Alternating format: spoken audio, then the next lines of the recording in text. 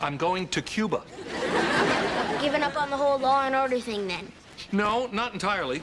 I just figure if I can get to Cuba, I can get a lot of cigars dirt cheap. I bring them back here, sell them for 50 times what they're worth, and then I can make things square with Uncle Sam. I just need you to tell me how to get there. Cuba? Well, that's not really legal. Like, that's my biggest worry.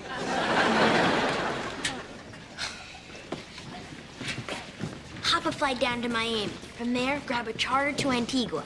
Prowl the docks till you find a Portuguese bumboat to take you to Haiti, Port-au-Prince. Life's cheap there. So I can buy a new identity. Exactly. But make sure it's a Canadian one. Once you've got Canadian papers, it's as good as being invisible. Well, what do I think about women in the military? You think it's good? But should there be separate physical standards for men and women? Or should women be in combat? And if I'm in favor of women in combat, am I in favor of combat? Well, do I support war? I don't know. Well, then how am I supposed to know? Here's how you know. Think for yourself. Form your own opinion. But what if my own opinion is that I'm not too wild about the WNBA? Oh. Okay. I get your point. I shouldn't try and force my ideas on you. All right. Hey, what are you guys watching? Basketball? Wait a minute. Those are women. This is a WNBA game. I gotta admit, it's a lot of stuff that we like about it. Yeah, stuff you don't get in the NBA. Oh, that's great. I'm proud of you guys. Number 34 is hot. Oh, she got some junk in the trunk. Jump ball. Woo! Hey, WNBA, I love this game. It's fantastic. I'm never working for this guy again.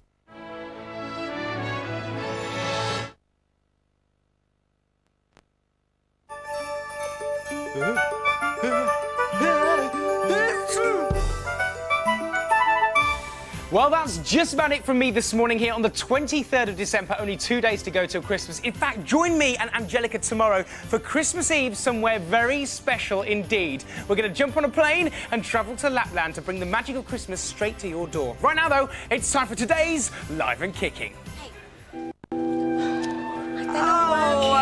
They're not Why aren't they working? We're going to go live any second. I know, they've been in the loft I really wanted the lights to be working. Hey, look, I've got the torch, but that doesn't mean I know what I'm doing. Come on, fine. Jimmy's got to look for a bulb. Let's have a fiddle with the lights. You need to screw in each bulb. It's one Right. I think they've been in the loft too long. Yo, guys, yo, here's your sweet spot right here, dude.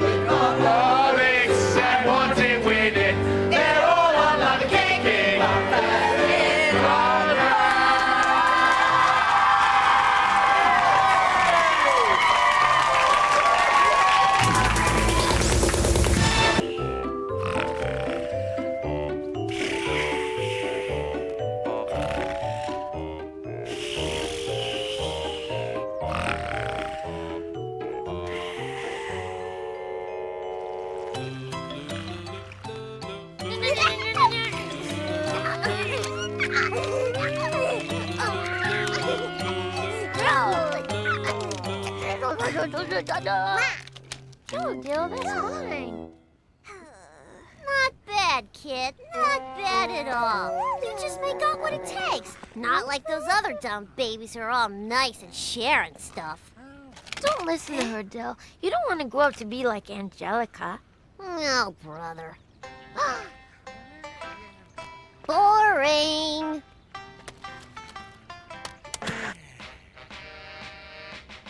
Wow, that's more like it. Hey, where's my fishing show? I was just getting to the exciting part. Oh, hey, I remember this one. It's a real humdinger. You got the loot. Couldn't have done it without you, doll. Step on it. Help! Stop him, somebody! Wow, Grandpa, who's that girl? She's almost as pretty as me. And who's the guy? And what are they doing? Well, they're what you call partners in crime. They go around pulling off big bank heists. She drives the getaway car and gets half the loot. Really? I could drive like that. Uh-oh. Now, you don't want to be like her, Angelica. She's up to no good.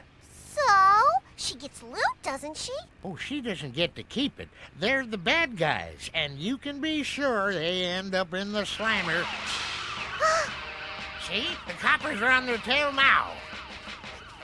Wow, Chucky, that's a policeman's car. They must be chasing after some bad guy. Calling all cars. Officers in pursuit. Repeat, officers in pursuit.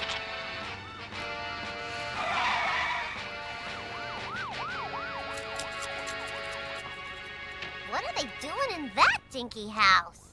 That's their hideout, so as the coppers can't find them. And that's where they stash the loot. Wow.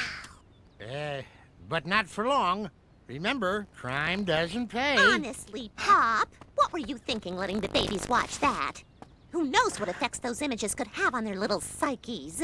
Ah, horse feathers. It's just a movie, and one I'd like to see the end of. Well, it's time to get some fresh air. We're going to the park. You can watch a movie anytime.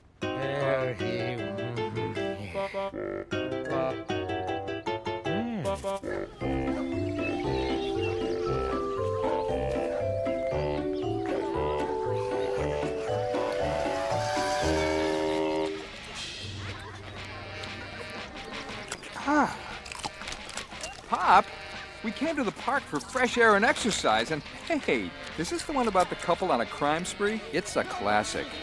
Darn tootin'.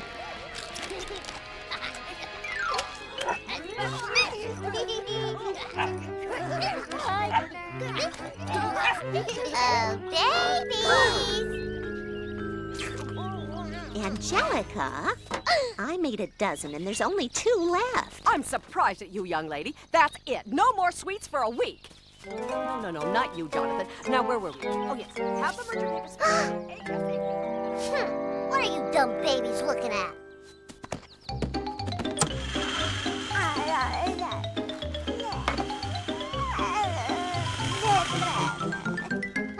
Another dumb baby. Oh, yeah. Maybe that one's not so dumb.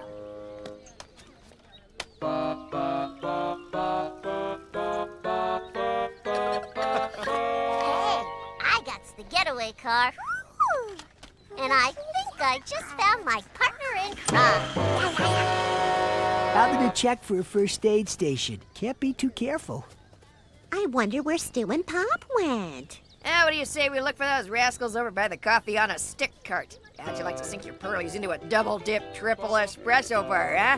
Does it come in a decaf?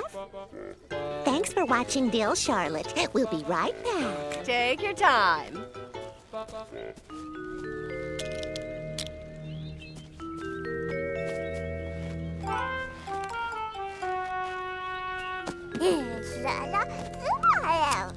Okay, Dill, let's go for a little ride.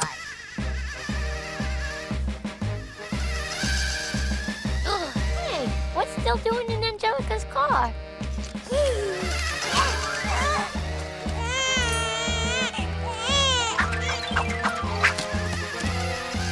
That was okay for practice, kid. You ready for the big time?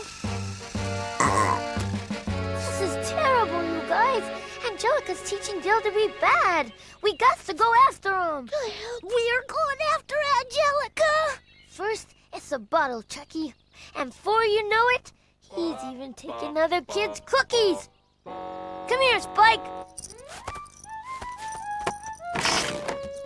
Chucky, you going back and be the lookout. You mean I'm the guy that's got to yell, look out?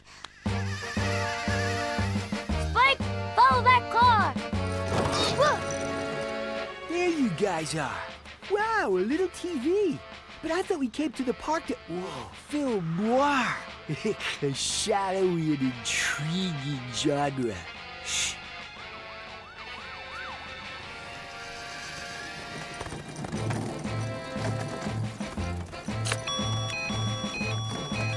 Calling out cars!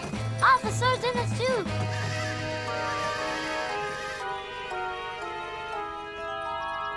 Those'll do for a start. Oh no! Dill's after the cookies, you guys! We got to stop Angelica before Dill takes those cookies! Faster, Spike! Uh-oh, Copper's on our tail. Stop! In the name of the claw!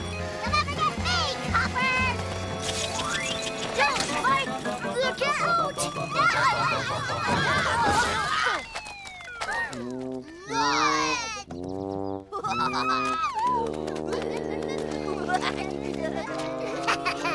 Now back to business. Look, Dill, cookies! Ow! Not me, Baldy, the cookies, remember? Attaboy.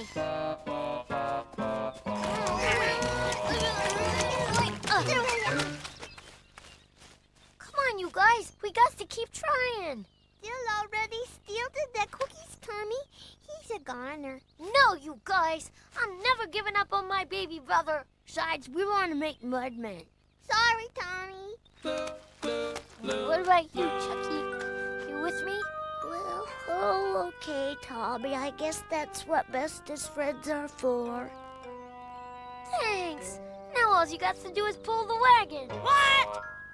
Let me explain share the loot, kid. You get one, and I get the rest. That dame drags a mean V8. Honestly, Betty, how can you waste a perfect day? Oh, I do love those 40s clothes. I wonder how I'd look in shoulder pads. Hey, you've been holding out on me after all I taught you about sharing. What I need is a hideout to stash the loot where you can't get it.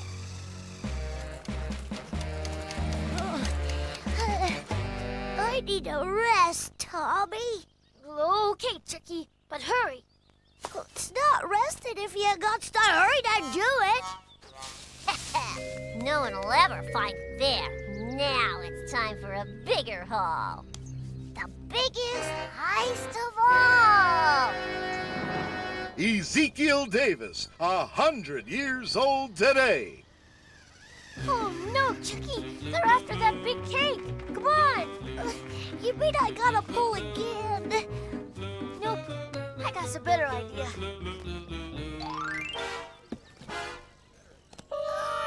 Hey, what's that girlie doing? Uh-oh. To the hideout! She took the cake! Get that little girl! I told you you'd never get me!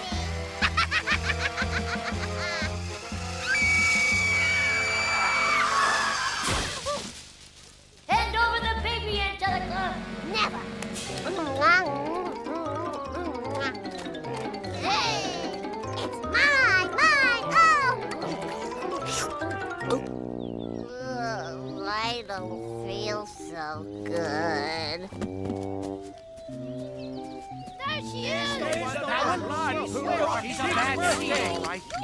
Angelica, you're in big trouble, Missy.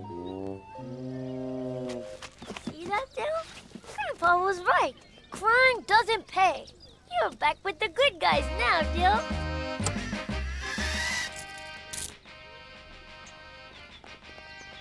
And no new toys, no new clothes, no TV for a month, no payday. I'll take real life over a movie any day. No cops and robbers around here. Thanks for watching Dill, Charlotte. Anytime, Dee Dee. He's such a good baby, it's as if he weren't even there.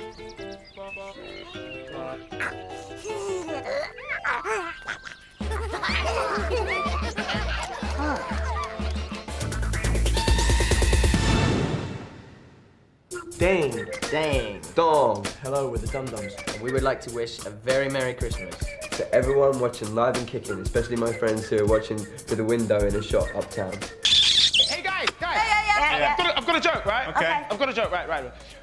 Who is Father Christmas married to? Dunno. Who? Merry Christmas!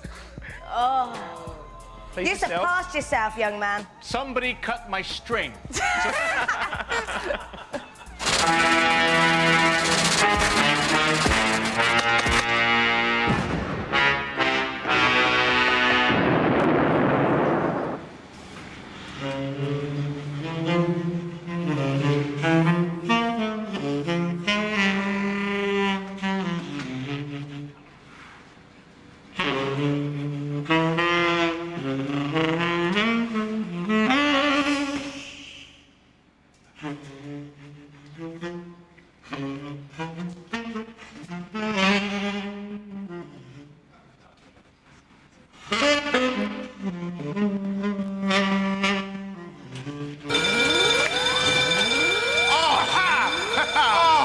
That'll be you next then, mate, won't it? How did you know that I was here? I'm not sure. Call it a hunch. What do you call that? They never give up. It might be Christmas, but they're not going to give up, are they? Now, as if you needed me to tell you, in 2 days' time, it is a big day. In fact, in less than 48 hours from now, I guarantee most of your prizes will be ripped open and lying all over the floor. But however good you've been this year, and I've been pretty good, there's no way the Great FC will bring you 50 prizes, but I know a show that will. Have a look in there. 50 prizes on this morning's Live and Kicking Most Wanted. We are talking the top 10 videos, CDs, books, games, and it's all under top security. In fact, if I put my hand in here, look, there we are. This is how secure it is. It's not secure at all. I could, in fact, there we are. Look at that. You see, no one can get in there, not even Simon, and not for want of banging. Now, as you can see at the moment, that is all in here. You can't get a close-up look because of the bars, but I tell you how you can. Have a look at this.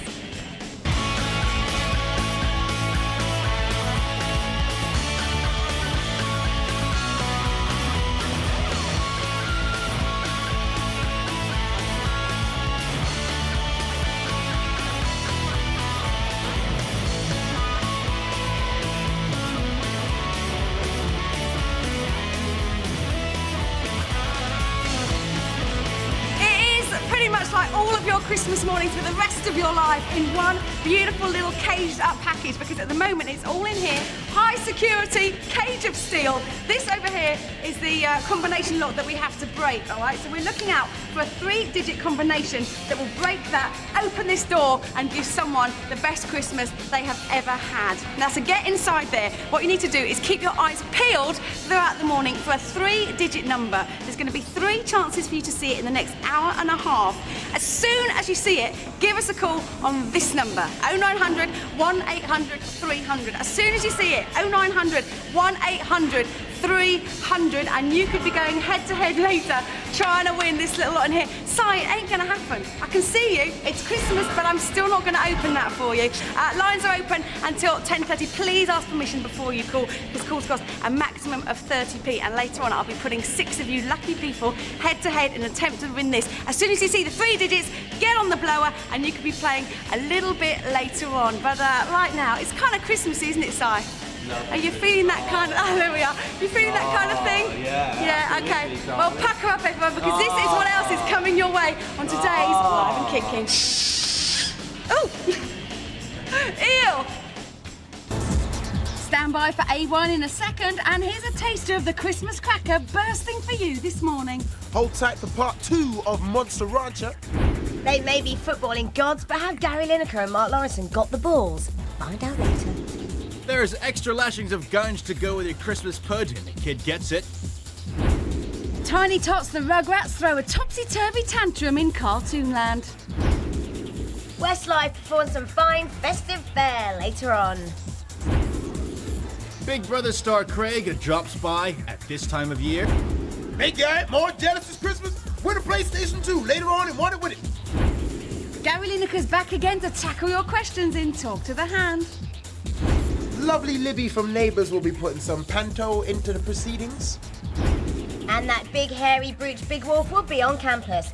Live and kicking, officially a turkey-free zone. Gobble, gobble.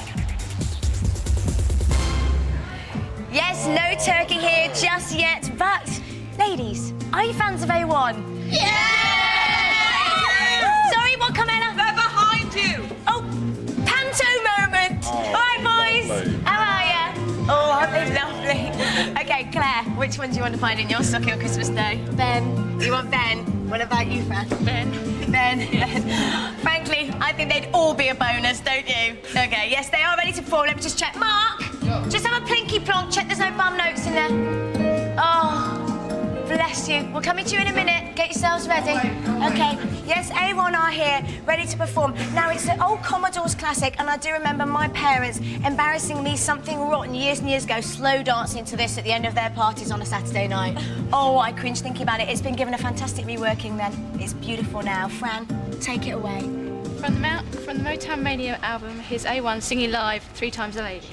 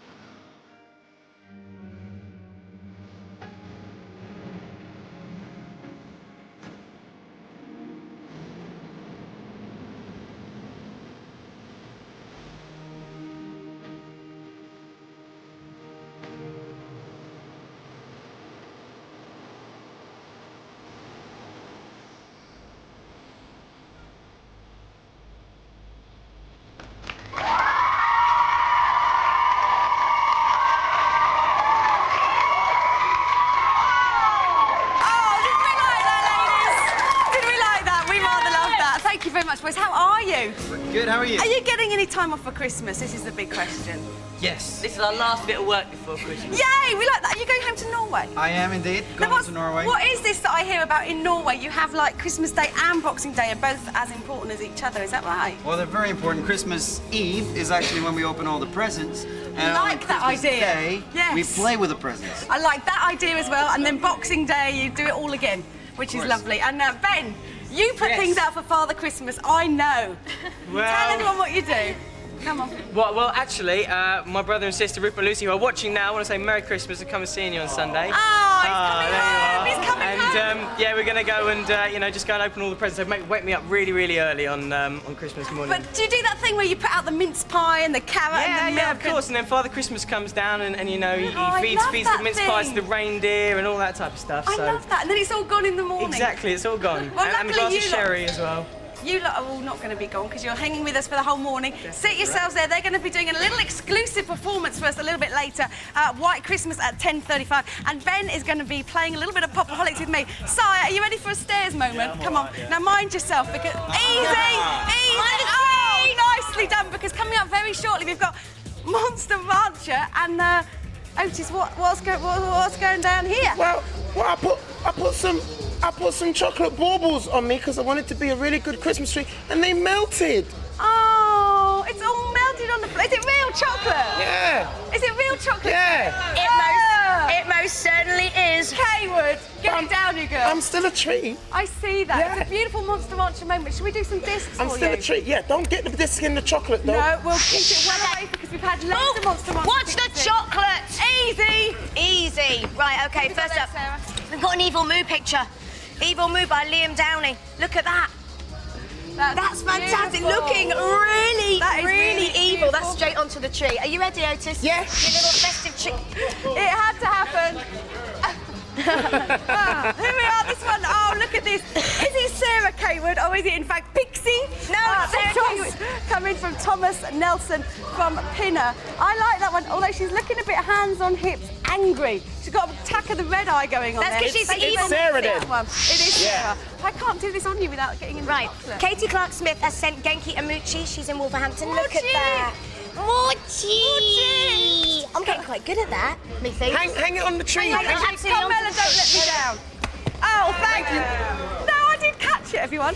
This one, this is my favourite person. This is hair from Jessica Clark. She sent that in, beautifully coloured in. Thank you very much Where's for she that from, one, Jessica. Katie? Thank you very much for Where's that she one. from, Katie? Thank you. But She's right from now, Kiwanis, we isn't have to work out who's going to win. Katie, where's she from? I don't know, it doesn't say. Let's hang that on there. There we are, on it goes. I'll tell you let's have what. a little roam around. Chris, on two, are you ready? Should we roam, Because it's Chris? Christmas. You ready? A bit of festive roaming because only one person Roam if you want to, Chris.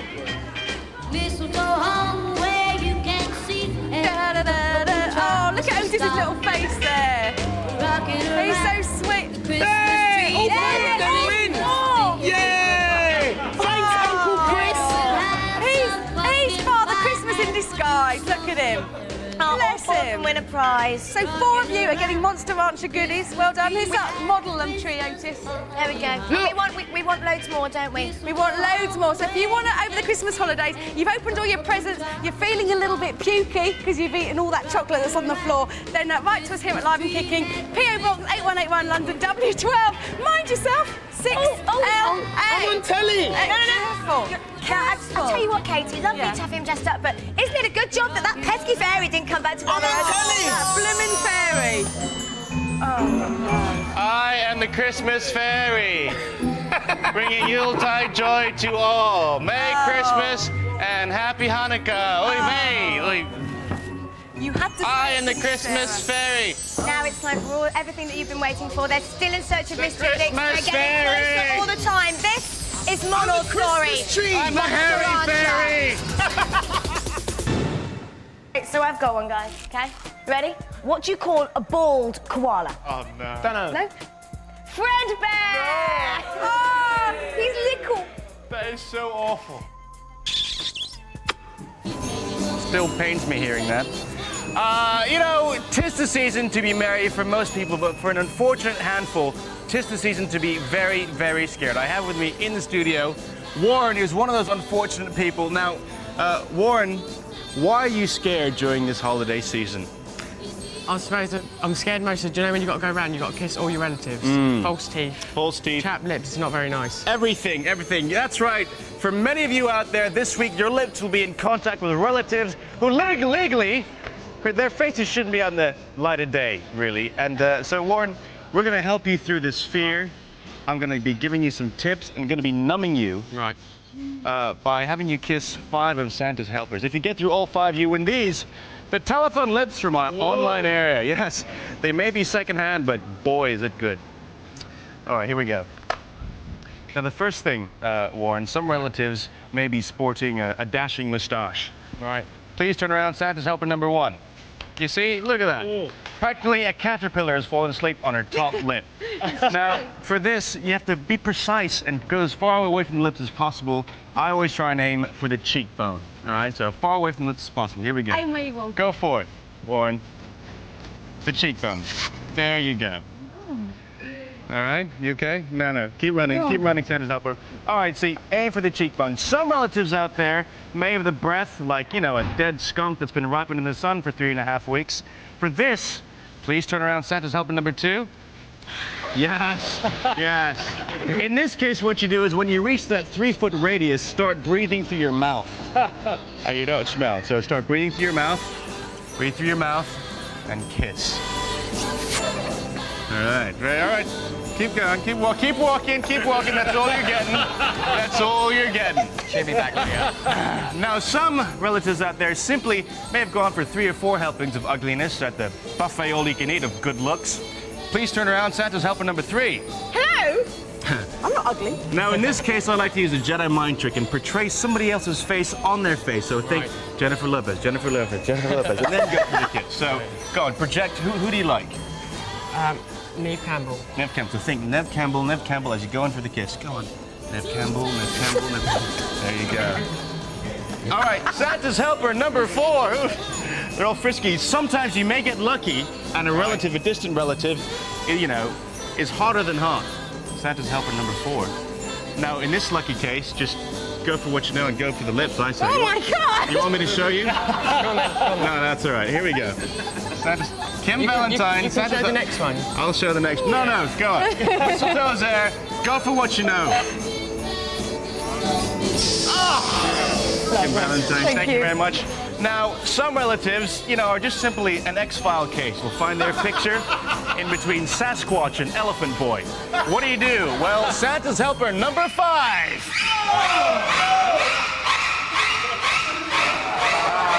Now, Anne is a champion gurner. Show us what you can do. Gurn for us. Takes a lot of talent to do that. Now what you got to do there is just simply count your blessings that Christmas is only once a year. Close your eyes, think of England, and just do it. Go on, Warren. Do the deed. There you go! Thank you very much, Santa's little helper. You got through all 5. You win the lips, so keep in mind, close your eyes, breathe through your mouth, think of England, and project. Who thinks Trey should do it? It's a special celebrity have you got the balls, baby. Let's see who's in the hot seat for Talk to the Hand. I'm not going there. It's footballing hero Gary Lineker's turn to talk to the hand. In his international career, he scored a staggering 48 goals for England. Impressively, soccer's Mr. Clean was never shown a yellow card during his illustrious career. Gary hung up his boots in 1994 and is now a BBC sports presenter. He's even been immortalized by having a crisp flavour named after him. Put this good sport on the spot. Call 0845 610 1515 now.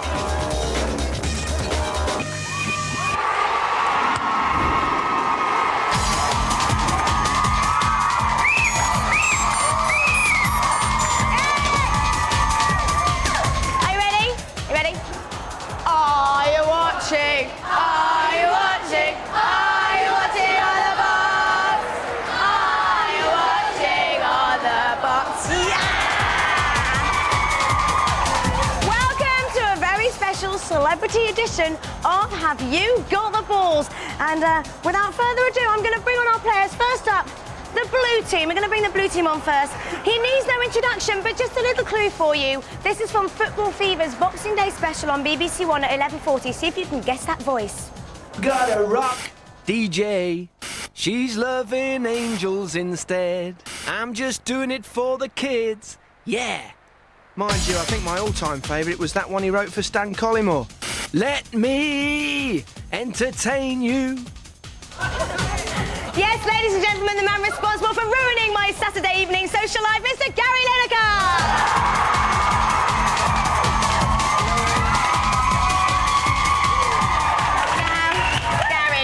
Leicester City fan.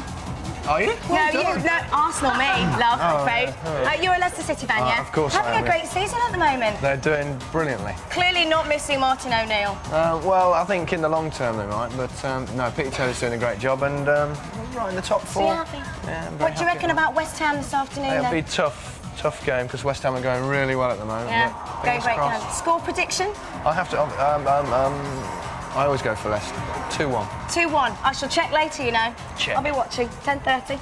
OK, and he's up against our red player. Yes, former Liverpool defender and Alan Hansen's match of the day sparring partner, Mr. Mark Lawrenson.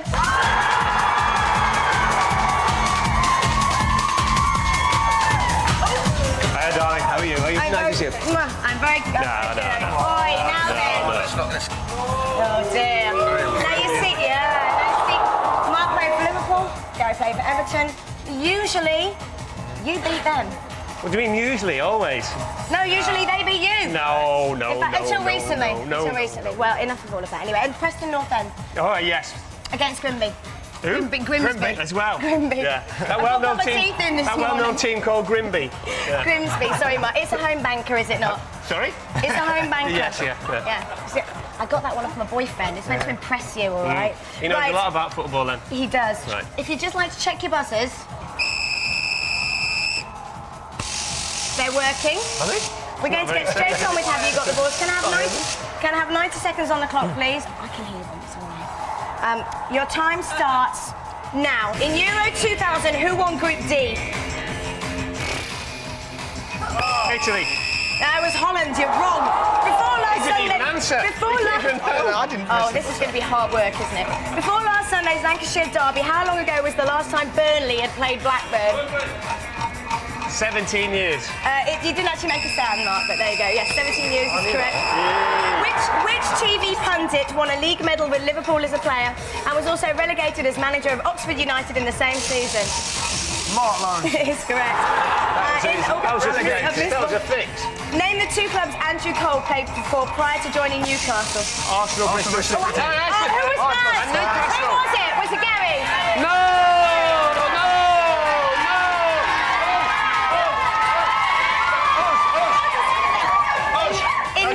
Doesn't work, that. My two boys are over there and they're cheering for Mark. Yeah. Good.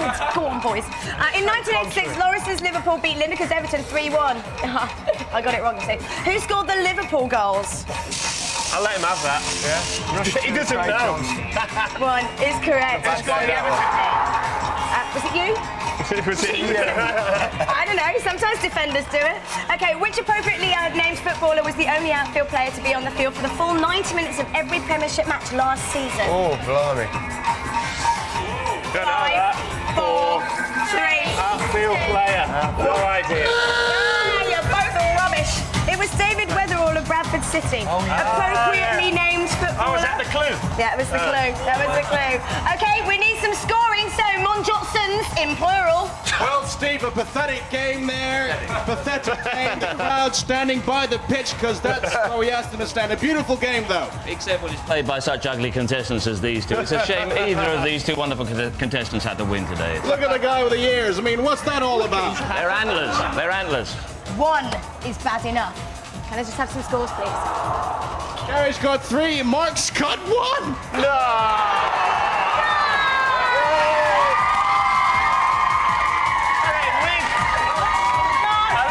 You don't go away empty-handed. In fact... You're going to give me this? No, you don't get that. I'm afraid we need that for next week. Oh, we caught it! That's probably a good job, isn't it? Thank you very much indeed. An Ellen Cable.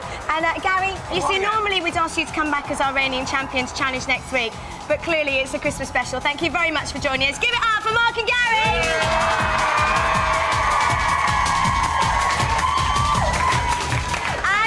week, Andrew Feldman will be back to defend his title, but now it's the conclusion of an epic, and it is fantastically good battle scenes. Make sure you check this out. It's Monol's Story, Monster Rancher Part 2.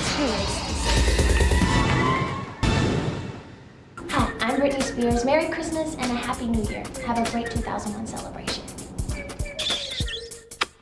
Especially for me. That's all for me. Yeah. That's all Okay. for me. Yeah. Whatever. Do you hear Happy Christmas, Trey? Yeah. I'm gonna get my own back. Happy New Year. Just Merry wait Christmas, until man. next week. Anyway, I want to Easy thank boys. everybody that's, or we want to thank everybody that has sent in letters to us, or emails, or sent smoke signals, or rang, or anything like that. And also want to big up everybody who's come up to me and said Merry Christmas. So Merry Christmas to all you out here. But first of all, we got a letter right here, so I'm gonna read out this letter, right? Read it out. Read it out. What do you call that? That's a very funny noise. I know, mate. Okay, this comes in from Stephen Clark, age 9, and he's from Cranley in Surrey. And he says, Dear Live and Kick In, I love L&K Most Wanted. Incidentally, if you had an 11-digit combination, you'd need 39,916,800 callers on the line. So stick with the 3-digit numbers. That would be painful. Thanks. I'll tell you Stephen. something else on the end of that. The square root of that number's 57. Yeah, right. It is. Methinks- So test me. methinks Anyway, it is Christmas bluffing. is coming, and girls, we know what Christmas means. It means romantic comedies on the telly, all kinds of lovely, lovely things. And on Christmas Day, Titanic is on BBC One. So That girls, is the funniest romantic comedy I've ever seen. I was But it's not laughing comedy. out loud. But it's romantic. And girls, if you can't wait that long for your Leonardo reminder, then you'll like this letter that has come in to us. This is come in, and it says, Dear Live and Kicking, please find That's us. enclosed the theme to Titanic by Nicole Wilkinson, age 9, and Abigail Wilkinson, age 6. So just for all you Leonardo and Celine fans out there, here they are singing My Heart Will Go On. King of the world.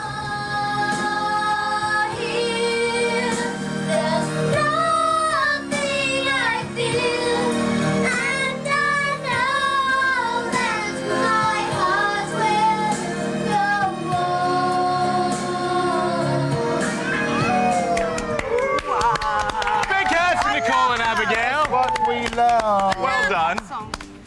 A lot of effort went into that, and we actually took some creative liberties and added the iceberg because we thought just a little touch, and that's what you got to do. You got to try and be creative. Like you could have filmed it in the bath, put some ice there, with a and little go boat. iceberg dead ahead. Yep. Bit wee, but you could have been there. Yeah. This week, I wouldn't suggest weeing in the bath, Trey. no. Although we've all been there. We've all been I there. haven't. Speak for yourself. What do you call that? Christmas number 1, is it going to be Westlife or Bob the Builder? Well, this inspired us to no end. Have a look. Bob Life.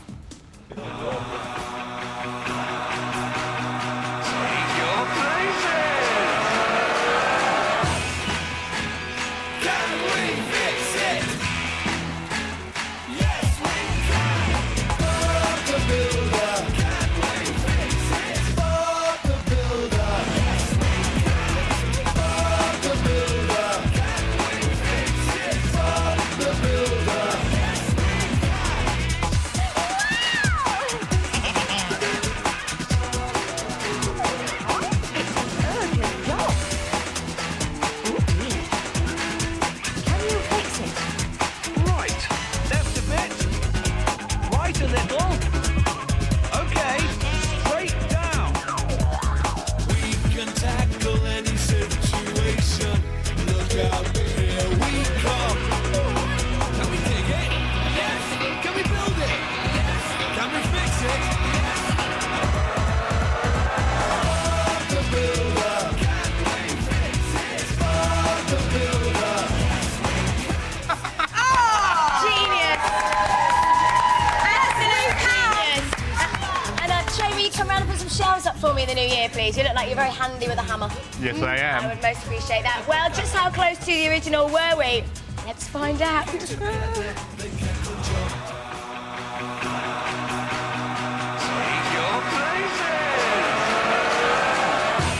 Can we fix it? Yes, we can. Bob the Builder. Can we fix it? Bob the Builder. Yes, we can. Bob the Builder. Can we fix it? Bob the Builder.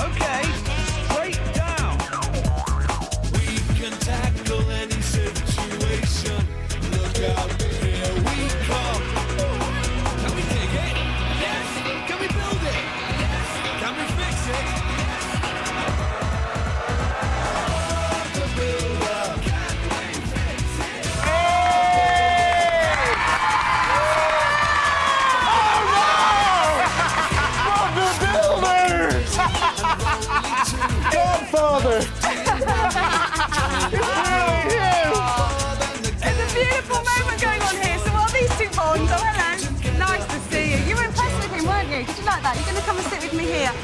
If you were impressed by that and you feel a little bit inspired, hi, we're on 4, Bob. It's over there. There you go. If you were a bit inspired by that, you've got the whole of your Christmas holidays. That's roughly 12 days or more off, OK? So get inspired, think up a video, act it out, impress us, and send it in to us here at the usual address, which is Live and Kicking, PO Box 8181, London. There it is, Bob.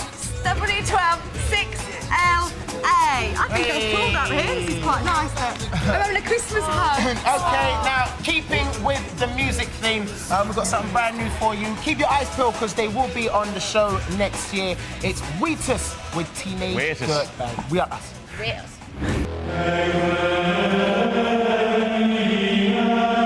In the beginning, before darkness and before light, there was Gunge. Yeah! Make some noise, people! Gunge and Sisters in the house! Because the sisters are doing it for themselves. Chestnuts are roasting on an open fire. The weather outside is oh so frightful. The Gunge inside. Delightful. Naughty or night, naughty will suffice. The Gunge and Sisters bring you pleasure at a price. We'll take on Santa and his little elves too. Merry Christmas, we're coming down the chimney for you. To you!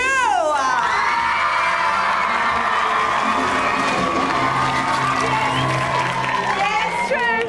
Hello. I forgot my words at the beginning, Katie. I saw that, girl. Yeah. Don't worry about it. It is true. Dodgy. For one day only, we have got rid of the brothers' Gunge. Let's just say they are a little bit tied up at the moment because the sisters are in the house. And the sisters are in charge. We, for today, are the sisters' Gunge, also known as the Gunge and Minxes. Yes, and we also have help. We do have help from the Christmas Fairies of Mercy. I do have to say,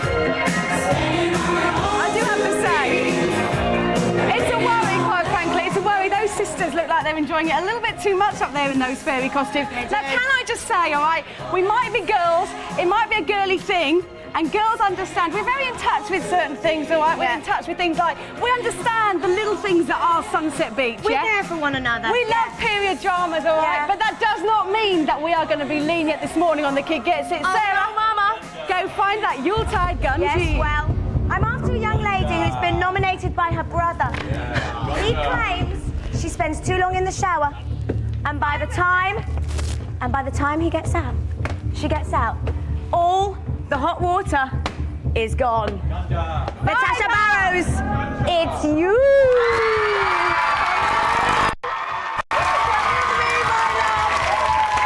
Are you all right? Let me take you to Sister Gunge Katy. Bring Sister her Gunge Katy, here. I'm delivering the goods. Hello, Natasha. How are you? Come and stand over here. Now, what's all this we hear about you spending hours in the shower? How long is it exactly?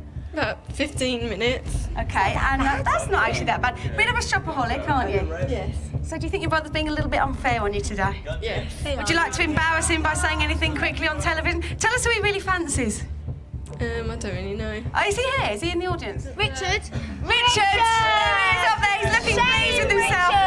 Looking pleased, and he's smiling. Now, you're also a massive fan of Big Brother, aren't you? Yes.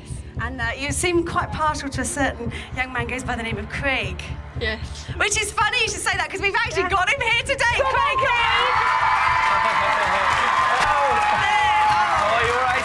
I was going to offer you mistletoe then to see if that would work, but actually you didn't need the mistletoe, which is a good sign. Now, you know how this works. The Gunge tank's back there. Sarah, if you'd like to take her back. Goodbye. Can you take it down? Not cut out for this. That's not going to last very long in the Gunge, I don't think. Come over here, Craig. How are you? I'm fine, thank you. We're very pleased that you're in here with us Thank today. you very much. Now you know how this works, don't I you? do, yes.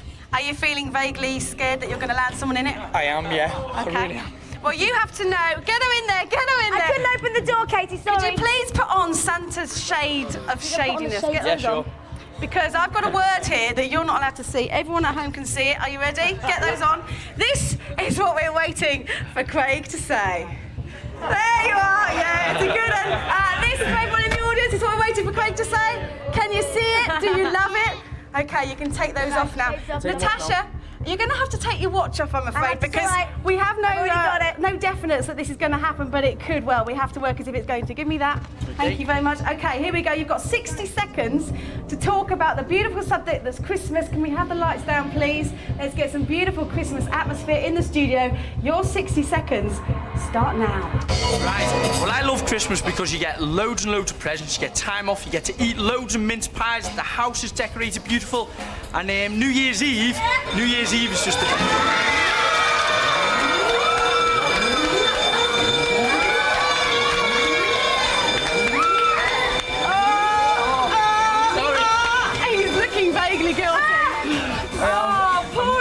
I'm feeling guilty too. You're feeling a little bit guilty? Very guilty. Well, for anyone out there who happened to look away to wrap a present or even blink at that moment, here's that spectacular snowy moment in slow-mo. Ew! The Fairy of Mercy's going for it with the snow now. Look, Fairies of Mercy, that's not nice, is it? Look, that's the Fairies of Mercy enough already. It's neither big nor clever, but it is quite amusing. Natasha, how are you feeling in there? A bit sticky. Are you thinking that maybe you need a bit of a shower? Yes. Yeah, I'm thinking that you are. Are you thinking that maybe in the future you'll spend a little bit less time in the shower? Yes. Yes. Craig, get in here. You now don't are say the man of guilt. I am sorry, you're going to need a longer shower now than 15 minutes, aren't you? Yeah. She is. Well, we've got a small present for you. There you go. Take that in the shower with you. Just what you've always wanted, a dolphin. But it is in fact a shower radio, so that's a beautiful moment. Thank you very much for being such a good sport. Craig, you're hanging around with us for the whole morning. Sarah, down here, girl.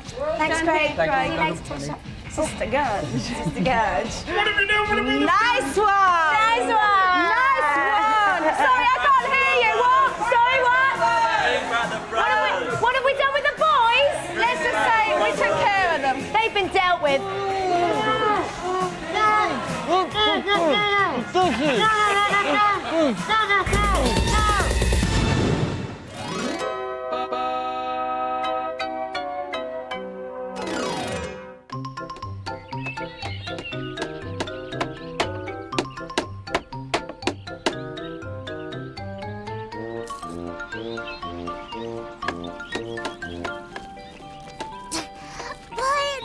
Follow the leader makes me tired. How long till we can stop kicking, Mommy? Tells the leader, Lil. We got to do it till he stops. You can stop now. You babies look like upside-downside turtles. Want to play follow the leader, Angelica? I'm not following any babies. I'll play as I'm the leader.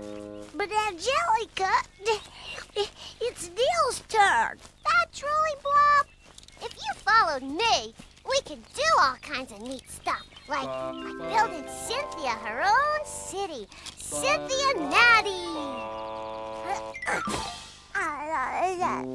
Sorry, Angelica, we got to do what Phil does. What are you gonna do next? Poop and drool?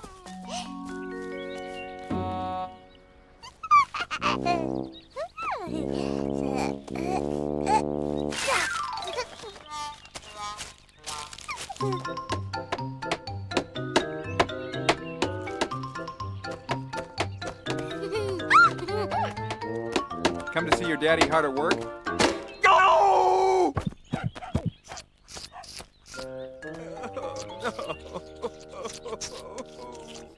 Stu, are you okay? I'm fine. The hammer must be defective. Or maybe quick reflexes skip a generation. Stu, look. They're all sucking their thumbs. Is that bad for them?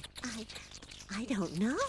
It just so happens I saw a report that says thumb sucking can lead to poor college grades and bad job skills, not to mention social isolation. Ah, mule muffins. The only thing thumb sucking leads to is buck teeth. Poor grades? Buck teeth? Lip shits.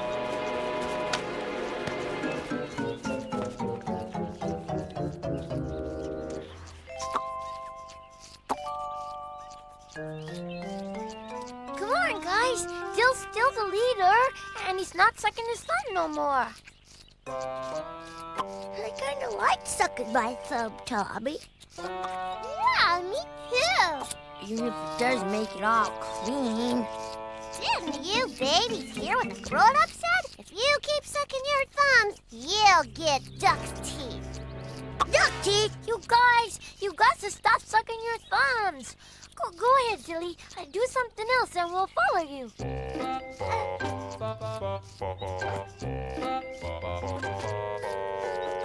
Oh, it's so disappointing. If you babies had just been following me instead of Dill, none of you would have been gonna turn into a duck.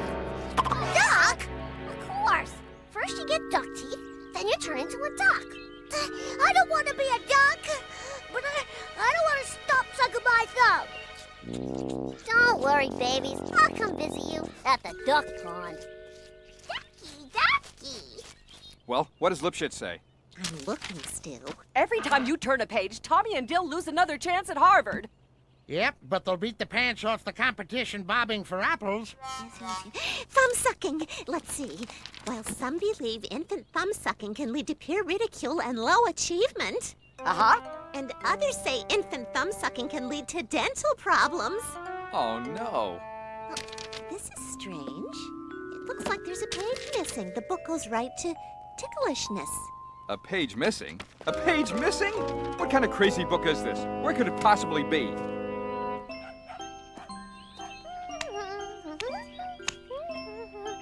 Just remember, Shorty, look, don't touch.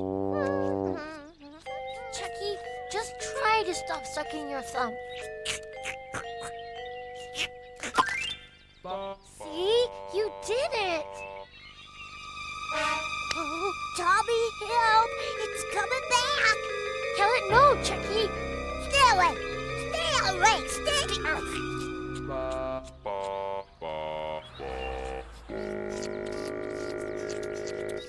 Phil, Lo, you got to stop too. We don't wanna. But you'll grow duck teeth, and then maybe you'll get feathered, and pretty soon you'll be laying eggs. I like eggs. Especially when you drop them on the floor.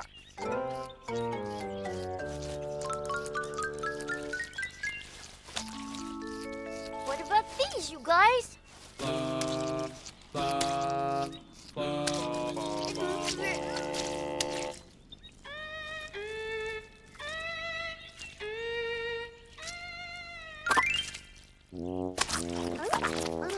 You did it! I forgot how good my tasted. Yeah. Our thumb's only good if you got your bug on it. Hey, you guys. Now what about Chucky? I think I'm growing a duck nose. And here's where the Cincinnati theme park goes. And the ice cream factory. And the candy store.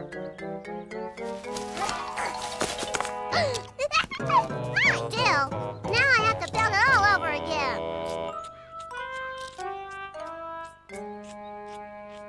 I don't even know how to be a duck. Maybe I don't.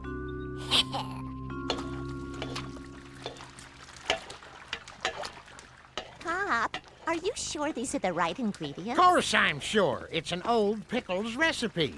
A little of this on the Sprouts thumbs ought to do the trick. Mommy, Aunt Dee Dee, can I have a healthy piece of fruit? Mm-hmm.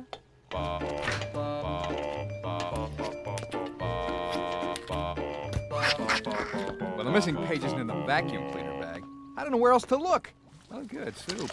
Stu, wait. That's for the children.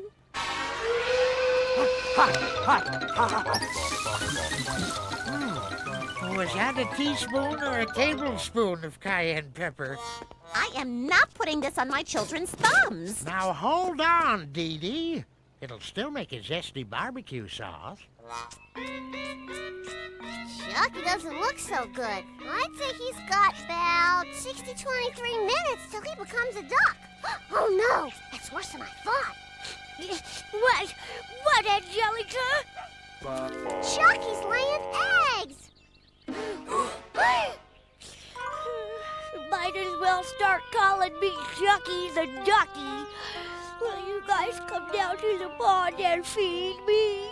Chucky, don't give up. We'll think of something. I could probably help Chucky. Maybe. Please, Angelica, what's to help? I don't know. I've been so busy trying to build Cincinnati, and it's not even done yet. We'll help you, Angelica. We'll get it done real fast so you can help Chucky. Well, okay, if you really want to. Phil and Lil, start building the fence. And make it high. I don't want any babies getting into Cynthia's city. Tommy, you and Chucky bring me all your blocks. This city has to be big. Did you hear me? Big!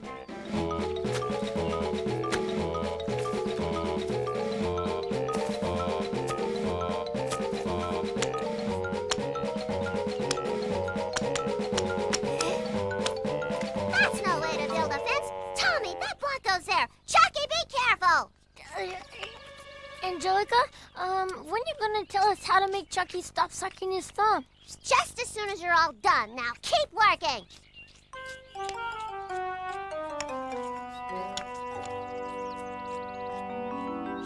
Still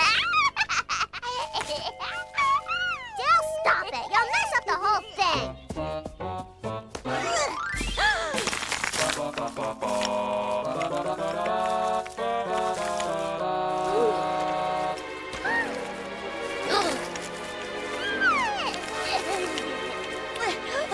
Oh, save ya, deal!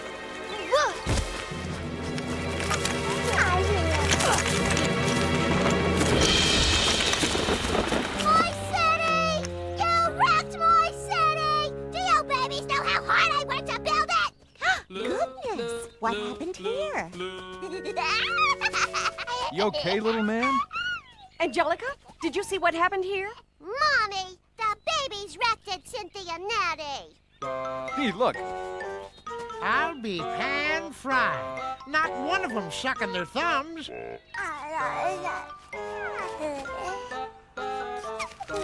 Hey, Dee, look what I found.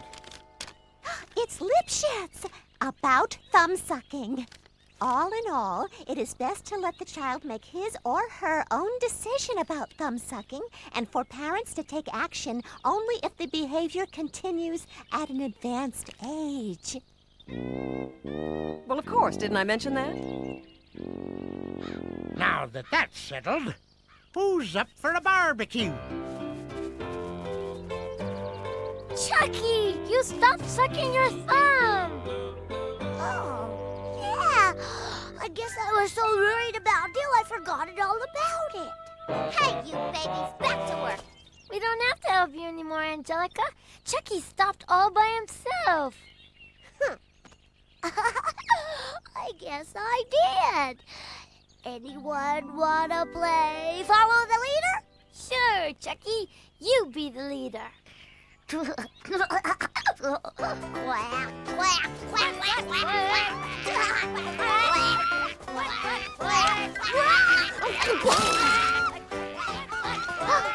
Dumb babies.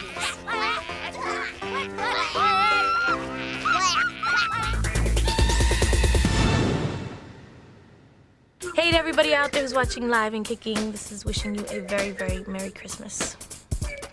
Okay, guys, listen, all right? I've got a really, really good one, okay? This little bear was sat at the Christmas table, and his little mummy said to him, would you like some cranberry sauce with your Christmas lunch? And the bear went, oh. And the mum said, oh, come on, why the big paws? Oh, Katie, that's awful.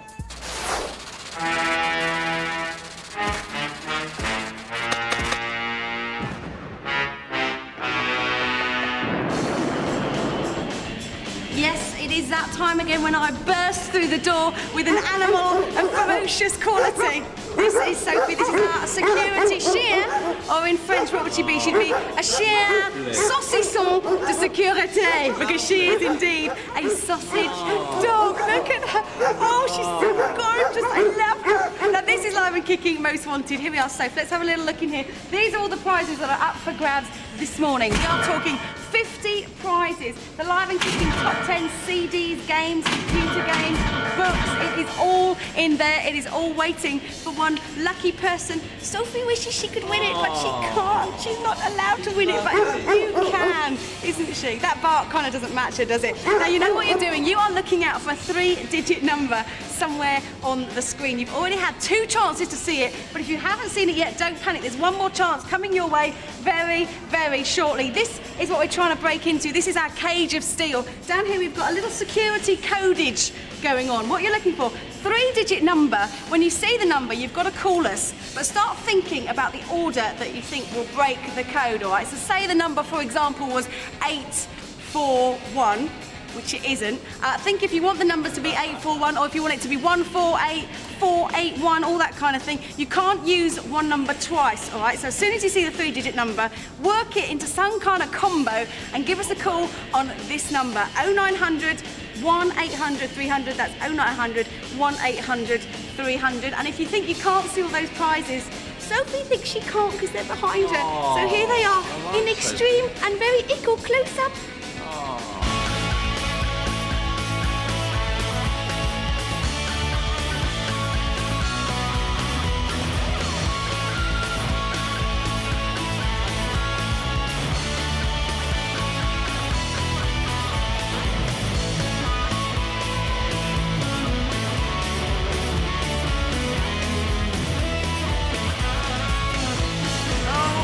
Particularly like that last dog there. Give us a call as soon as you see that number and you could be winning 50 prizes and making it the best Christmas ever. But right now, to 5 boys who are trying to make theirs the best Christmas ever with the Christmas number 1. Before we hear them sing their little song, here's a message just for you from Westlife. Hello everybody. Well, we've got a special Christmas message for all of you. Yeah, to everybody who's watched Live and Kicking over the past 2 years and supported us, Westlife, what can we say? Thank you very much. And to all the Westlife fans, have a fantastic Christmas. This next song you're going to see is a song off our new album, Coast to Coast, and it's called Chestnuts Roasting on an Open Fire. You know what, Katy? Jack Frost nipping. I just love at Christmas. your nose. And it's not all the presents you get or the big, huge Christmas lunch. It's that warm feeling you get when you hear a choir singing a Christmas song, or And I forgot the rest that of the lovely, warm words. Christmas feeling you get Everybody knows when you're spending the time with the people you love. People like your and some mistletoe. family and friends. Help to make the season bright. Tiny tots with their eyes all aglow. Merry Christmas. Merry Christmas. Hi. Merry Christmas to one and all. This is the show coming up for you. A1 will be performing an exclusive Christmas moment for Live and Kicking. Everyone's favorite big brother will be dropping by at this time of year. Hi, Craig. Soldiers, find out how you can win this mighty fine PlayStation 2 and want it, win it. Will Gary Lineker survive TV's toughest interview? Talk to the hand. I don't think so. Kim Libby Valentine pops in for a neighborly chat. Hello. Hi, girl. Tommy Dawkins goes full throttle in Big Wolf on campus. And Saturday just wouldn't be Saturday without everyone's essential pop fix, Popaholics.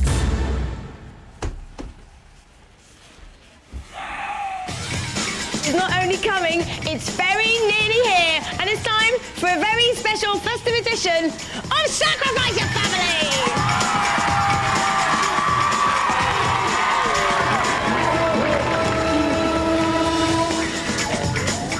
Yay! Now, you may remember, Gary, come here, I've got something to say. You know how long it takes me to get that stuff out of my clothing? Thank you. Thank you very much. Now, you remember a few weeks ago, it wasn't snow, it was rain that thwarted our attempts at playing Sacrifice Your Family. And our team's complaint was cancelled. So we brought them back. Yes, the juries and the Nielsen's are here to play. Okay, give them a round of applause. And they have very special celebrity team captains. Jess Edwards from Record Breakers. And Angelica Bell from CBBC and Sean Chain. The pressure is on you. It certainly is. Well, without further ado, let's go back and reacquaint ourselves with our teams. First up, the Druids from Hertfordshire. Now, anyone remember this? It was the seeing double thing. Yes, it's very confusing. Yes, it is snowing still. Thank you, James. He runs away. Toby and Nick, how are you? Fine, how are you? I'm very well. How are you? Yeah, great. Good. Now, the identical twin thing has always fascinated me, and I just wanted to ask you and your family members, do you ever do anything very naughty to confuse people? Yeah, sometimes our teachers never know who we are, so... So what do you do? We just swap round and then give each other detentions. That's not very nice, is it? I think we better go meet the red team. Give it up for the green team, please! And they're up against the Nielsen's from Northumberland! Debbie, how are you? I'm great. Good, good. Westlife fan, big Westlife fan. Did you just enjoy that new performance downstairs? Yeah. That makes them out. We love that. Now, are you a little bit perturbed about the fact that the builder might be keeping Westlife off the Christmas number one spot? He's a cartoon character. Oh, he's lovely! He's not. He's been downstairs. He's most definitely me. Elizabeth, how do you feel about it? No, you're not having it, are you? Westlife are going to do it. And Mike, I do remember you're a Toonami boy, aren't you? Yes, I am, yeah. How do you feel about Brian Robson? Oh, he's then? great. The support is low. He's a real gentleman. Okay, and have you got competitive spirit in you today, guys? Yeah. Are you ready to play Sacrifice Your Family? Oh, yeah. Well, let's get on with round one. Part one is called Stuff the Stocking. I'm going to come up here next. Oh, elves. Christmas puddings. Yes, we're on our way. You look marvellous. Thank you, Angelica. We're going to go down here and just explain a little bit of the game. Now, the aim of the game is to get as many gold coins into the stockings at the end. This is how it's done. Elves will carry their baton round this way. They'll get to Celebrity Christmas Pudding here, burst the balloon, get a coin out, come as far as the black line and throw it to Karen Santa, or a Santa over there as well. Put it in their Christmas stocking. However, there is a burglar, Nick in the middle here, who's going to be trying to thwart their attempts. Aren't you going to be stealing stuff? And the winner at the end of round one is the family with the most coins in their stocking. Remember, this is a really bad bit. Our celebrity team captains will have to nominate the losing team family to get rid of a family member through the door to oblivion. You realise that's pressure?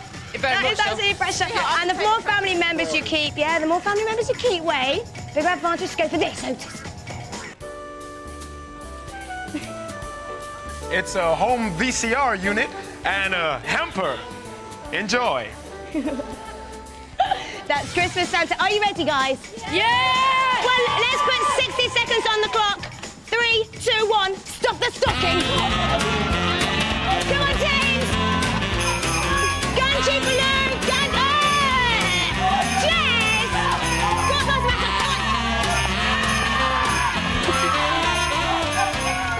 Come on, burglars. Go on, Rachel. Go on, Toby. Run. Michael, make sure. No, go on. Catch it. Oh. Come on, Reds. Come on, Greens. Angelica, you make a marvellous Christmas pud. Marvellous. Go on, Toby. Oh. How you doing, Toby? Go, run. Get it, Gonji. No, wait, there you go. Oh, Nick, so near yet so far.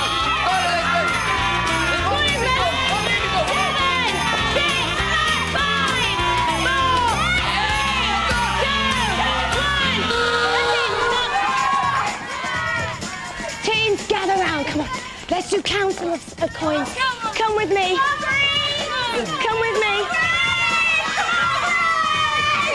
Very exciting. I'm going to have to take my glove off to do this so I get it right. Right. Let's have a look. All right, there'll be no cheating, thank you. No one. 1, 2, 3, 4. 4. You did very well. 4, 5. That's empty. 5. 5 for the Reds. 1, 2, 3. Oh, 3. I wish they were chocolate. 4, 5, 6. Yeah! 9. Congratulations, you guys.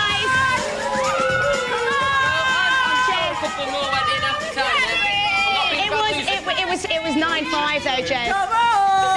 So, it was 9-5. They clearly beat you. I'm afraid it's up to you. Him to get rid of one of the lovely Nielsens. Well, we've discussed it, so it's a happy time. Yeah. But it's going to be Elizabeth. Oh, Elizabeth! Little elf. Elizabeth, are you ready? Just wait, give him a quick kiss. Give Debbie a big nice kiss. James, right.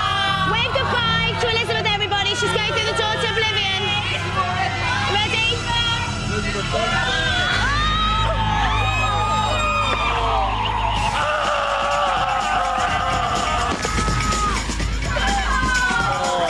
And all that's left of Elizabeth was her little elf hat.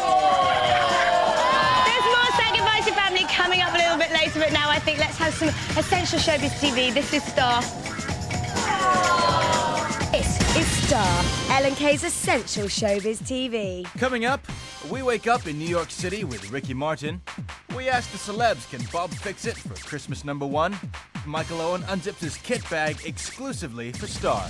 Star, your guiding light in the world of celebrities. Later, only on Live and Kicking. 1, 2, 3, 4. I'm dreaming of a white Christmas, just like the ones we used to know, where the treetops glisten and children listen to hear sleigh bells in the snow.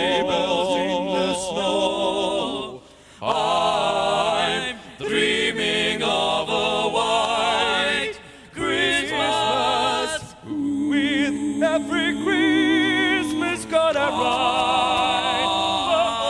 May your days be merry and bright, and may all your Christmases be white, and may all your Christmases be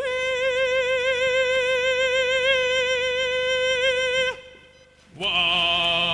Christmases be white. Ho, ho, ho.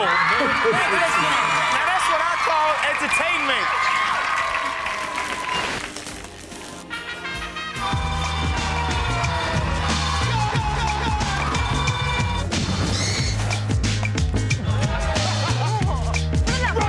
We're gonna have a good time.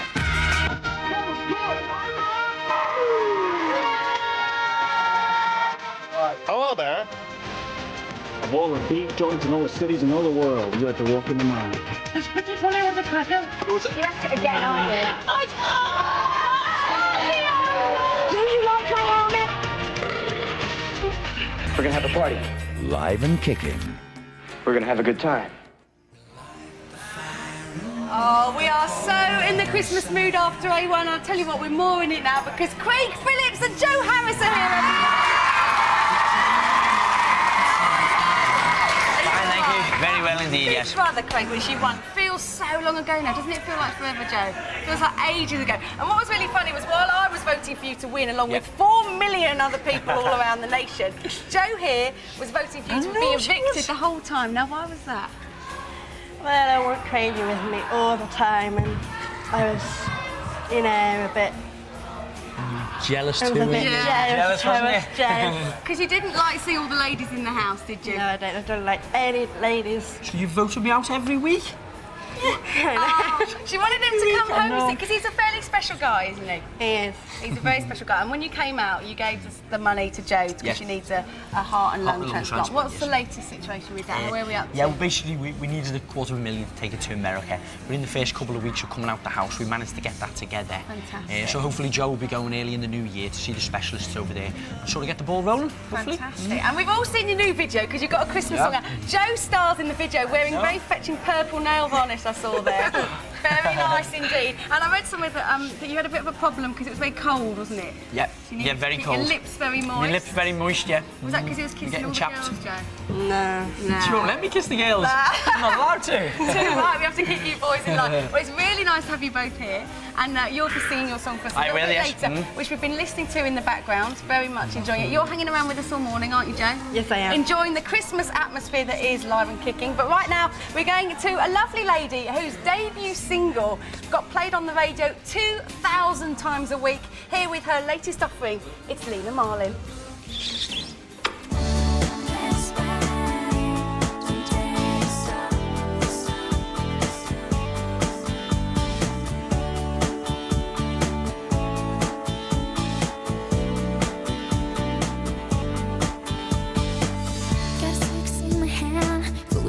Most precious to me, sidewalk brings my feet, rev their head down. There's no direction given, just some trust in human mind to rely on and to hold on to. Honestly, don't know where I land up, but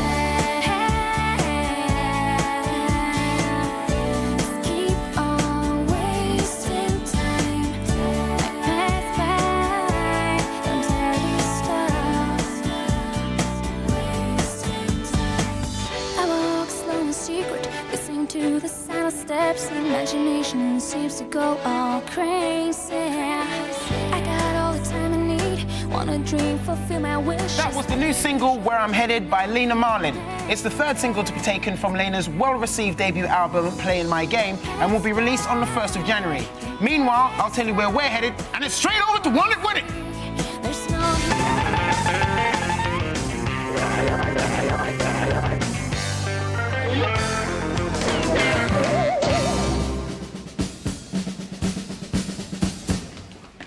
Stand up straight, unit. Now, unit live and kicking. I want to draw your attention to perhaps one of the finest privates I've ever seen in my life. Private Valentine. If you could have something in your stocking this Christmas, what would it be? PlayStation 2, please, sir! Oh, would you just listen to that? Well, it's fortunate for you that that's exactly what we're giving away. That's right, PlayStation 2. Unit live and kicking. I'd like to draw your attention to 4 young men. A, B, C, where D at? With D on the end. They are A1 soldiers. They're not good soldiers, but they're A1. Hey! Moving swiftly on. I gotta say, even though it's Christmas, and I'm feeling a little bit tensely, I'm not impressed with you son of a bunch. I'ma have to whoop y'all, especially Private Lineker, into shape. Whoop up. March. Left, left, left, right, left, left, left, left, right, left. Now Santa may bring lots of cheer. Santa may bring lots of cheer. But he only comes down once a year. Now live and kick is mighty fine. Cause we give away prizes all the time. Won't it? Won't it? Win it? Win it? Won't it? Win it? Won't it?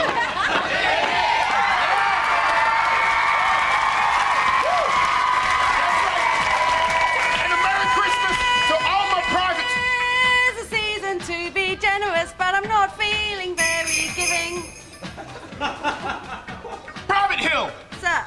Is there a problem? Yes, sir. And what might it be? I ain't in a giving mood. You ain't in a given mood. No, sir. Now, what say I told you that perhaps you could have the opportunity to give away a PS2, top secret. Would that change your mind? No, sir. Have a look at it right Shall I show the prizes? At ease. Okay. On today's Live and Kicking, we're giving you the chance to win the most She's obviously not unbelievable impressed. prize you have ever seen. A silver tiara. There it is, look. This is today's prize. Private Hill. This is today's prize. Private Hill. Sir? The prize is a PlayStation 2. I don't want to give it away. I'm afraid you're gonna have to, or you're gonna have to give me 10. On today's Live and Kicking, you could win a PlayStation 2, which you can't get in the shops for love nor money. You could also win this game called Wild Wild Racing. So wild, they had to name it twice. What is the number they gotta call? Oh no, I'll tell you the question first. To win, I'm so thrown, I just don't want to give it away. To win this, you have to tell us what is the name of Santa's reindeer with the red nose. That's very difficult to say without saying the name. What is the name of Santa's reindeer with the nose of rouge? If you think you know, what is the number to call, Lieutenant? The number to call is 0900 1800 300. Repeat. 0900 1800 300. Calls cost 30p. Lines open for 30 minutes. Please ask permission before you call, and we'll be giving the winners a little bit later, won't we? We certainly will. Right now, it's time to go down under. You want to look a bit closer with to your the notes boys. there, girl? No, I don't, thank you. It's time to go down under to the agony uncles, and I'm just going to go out that way with this. Thank you, bye. G'day, this is Doug. G'day, this is Vern. G'day, and we are the Aussie Agony Uncles. Well, very hearteningly enough, this week we've had a massive influx of letters. So without further ado, here's the first letter.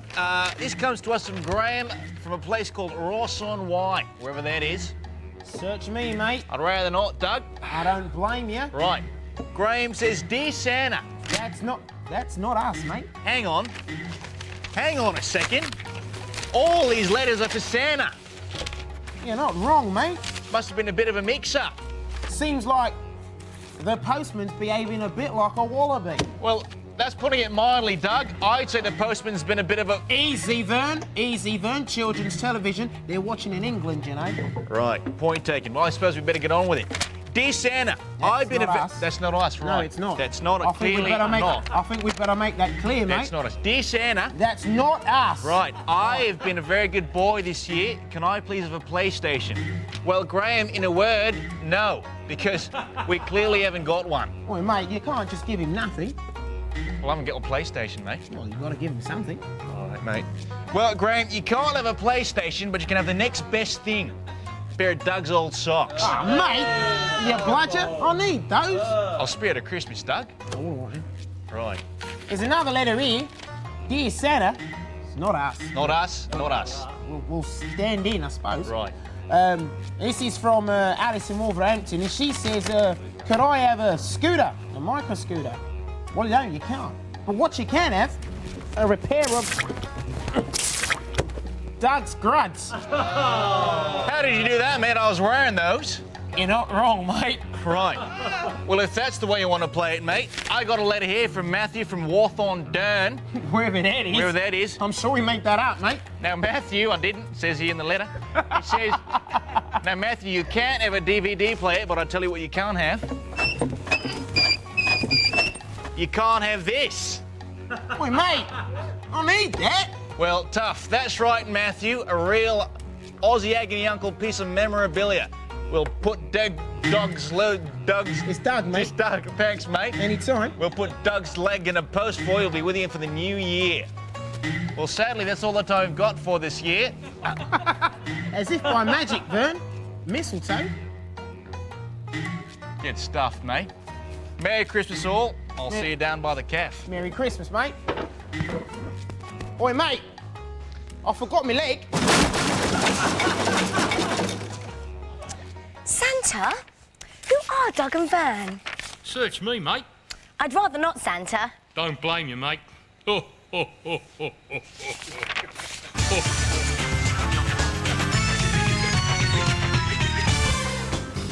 Hello there, and welcome to Talk to the Hand, the interview slot which you at home control. Now, our special guest today has never ever picked up a yellow card, but this morning he might be picking up the more dreaded red hand. Gary Lineker, welcome. Thank you, Trey. Now, you know how this works. I will be asking you a series of questions from the audience, and you have to answer all of these questions truthfully and honestly. Of course. You would never lie, would you? Of course not. Never lie. But if you feel that you cannot answer the question, if one get-out clause, just the one, which is the talk to the hand. All right, here we go. Caller number one. Hello, who's there? Keely. Hello, Keely. What is your question for Gary? Hello, everybody. Hi, Keely. Hello. Who is the most annoying football player you have ever come across and why? The most annoying football player you've ever come across and why? It's the and why we're interested in. Yeah, well, I would probably go, this might not surprise you, with Paul Gascoigne. And it was also why? Because he was great fun, Gazza, but sometimes he did things that you can't believe, like he used to cut holes in your pockets and put things in them, and that was just the nice things that that would he be did. very annoying. Yeah, and he used to throw you in puddles and all those sort of things. He just loved a practical joke, but he didn't know when to stop. You got to draw the line somewhere. Keely, we hope that answers your question. Line 2, who's there? It's Chantel. Hello, what's your question for Gary? How do you like the fact that a non-English man is going to be coaching England? If you could choose, who would you pick and why? Well, I wanted Terry Venables to get the job, and because he did so well before, and he's someone I worked with twice at Barcelona and Tottenham, and he's a really great coach. I don't really have a problem with a foreigner doing it, particularly. I think it'd be nice if an English person could do it in preference, but and this guy's got a really good track record, so hopefully he'll do the job. But I think it shows really that we have a problem with the way we've taught our coaches in this country that we had to resort to in the end a Swedish manager. It's not He's going to do all right. Hope. Hope so. All right, line number 3, who's there? It's Kimberly McIntosh from Aberdeen. Hi, Kimberly. What's your question? Gary, do you eat a lot of crisps? And if you do, what's your favourite flavour? That's a wasted question, Gary. That's a fantastic question. I won't talk No. Well, Kimberly, honestly, I do eat quite a few crisps, and it won't surprise you that salt and vinegar, all salt and vinegar as they Salt and vinegar, become known, hey! it's my favourite flavour, and And there could be a few good things coming out next year as well. And Free Books for School starts again very shortly, so it's nice of you to give me the opportunity to mention that. Thanks, Kimberly. Line number 4. Emma. Hi, Emma. Hi. What's your question? Hi, Gary. Hello, Emma. Have you got a hairy chest? I got a what? Have you got a hairy chest? I haven't even got a hairy chin, Emma. Well, no, I haven't. I haven't got a hairy chest at all. Now, Emma, do you believe him or do you want him to prove it? I think she wants to prove it. She wants to prove it. I've got a hairy hand. No. I'll tell you what, I'll give you a very... get closer. There's a little tough. It's a few. Tough. It's like the kind of hair you find on a peach. It's fairly pathetic, isn't it? All right, line number 5. Hello. Chris. Hi, Chris. What's your question? Hi, Gary. Hello. Merry Christmas. And to you, Chris. If you were playing in the FA Cup final for Tottenham and you were playing Leicester City, who would you want to win? If I was playing? Yeah. Well, when I played for Tottenham, I wanted to win every game because your allegiance goes to Spurs. But if I was watching the game now, I honestly would want Leicester to win because that's the team I supported since I was a little boy, and I still do. And my enthusiasm for the club has really returned. It's funny, when you actually play, you immediately switch your allegiance to the club that you're playing for, and that's the only thing you think about. But since I've finished, my enthusiasm has genuinely returned. I think that comes through your children as well. You go back to what you know. Leicester. You do, it's great. Well, Gary, that's it. You didn't need to talk about it. You showed us your chest. Thank you very much. A big round. Thank you for Gary Lineker. Next week on the show, Martine McCutcheon will be sitting in the red hot chair, and later on, Gary Lineker will be swapping his football head for his pop head in Popaholics. That's at 11:30. This has been Talk to the Hand.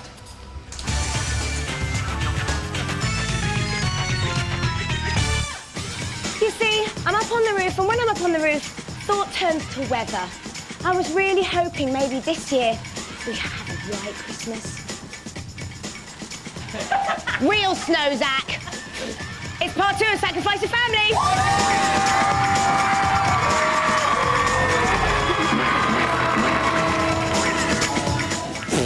This stuff takes ages to get on my clothing. They just don't care. Yes, we're going to be Empire Kiteboarding in part 2. That's enough now. You're fired. You're fired. They have dubious celebrity help our teams from Angelica and Jez, who are going to be crate building. Are you ready, team? We are ready. We are going to win. We're going to rock. What'd you say to that, Jez? She's just all mouth. She's all mouth and no trousers, Angelica Bell. Hey. Well, the aim is to build the tallest crate tower you can in 90 seconds. Remember, if the tower tumbles, you lose the lot. Ideally, you get to level 10, because beyond level 10, you can go for today's star prize, but each level does correspond to a prize all of its own. I believe Ortis has those down in the studio. In 1, there's an Xmas gift set to make you smell nice. 2, Rugrats Magic Blocks. 3, football books and diary. 4, word blind board game. 5, a voice recorder. 6, Extreme Sports Mega Blocks. 7, a giant teddy bear. 8, Safari hair care kit. 9, signed Robbie the Reindeer goodies. 11, E.T. goodies. No, 10 E.T. goodies. 11, a remote control robot. 12, a set of walkie-talkies. 13, a personal CD player. 14, a cool karaoke machine. 15, a fantastic games machine. And Bully's special prize is a DVD player and some food to munch on while you're watching your discs, mate. Know what I mean? That would be a very nice stocking full of that DVD, would it not? Let me check our celebrities are harnessed up. Time we go. Yeah, we're in there. Jess is sorted. You ready, Angelica? Yeah. Yeah, that's very safe. OK, can I have 90 seconds on the clock, please? 3, 2, 1, crates away! Right, come on, CBBC time! The pressure's on! Jess, don't let them down! Oh, they managed to get the golden crate in! Special prize for the golden crate. Hang on, 1, 2, 3, 4, 5. Angelica's already up to level 5. That's a voice recorder. Jess is doing marvellously well. Giant teddy bears on level 7. No pressure, guys. No pressure. No pressure. How have we got that?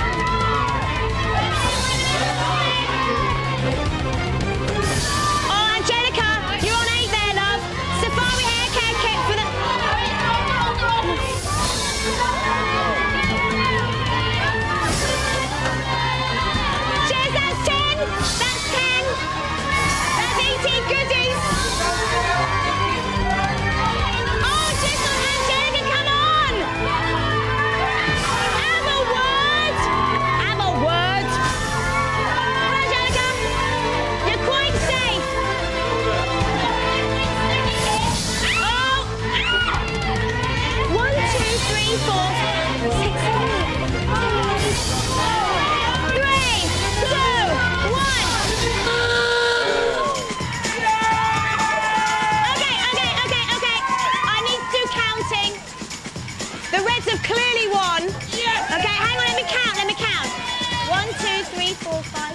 7, 8, 9, 10, 11, 12.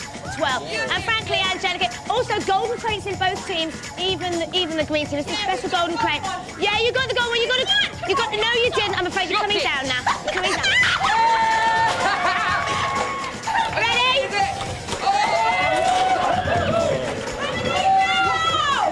Our angels fly once more. No, right, levels 1 to 12. Do you want to know what you won so far, red team? Okay, an Impulse Christmas gift set. Oh my goodness. There's an angel flying above you. Do be careful. Watch your head. Rugrats magic blocks, football books and diary, word blind board game, a voice recorder, extreme sport mega blocks, a giant teddy bear. Oh, Bob's rebuilding! Oh, Bob! Bob, you don't have to rebuild it, darling. It's all right. Oh. Tell you what, if you could do, just say, look at the camera, say hello, Michael. That's my nephew. Thank you very much, Bob. More prizes. E.T. goodies, a remote control robot and a set of walkie-talkies. And lots of snow. That's enough of the snow now. And Christmas pudding. Yay! My question to you, ladies and gents, is, would you like to gamble for the start prize? It's a DVD player. Go on.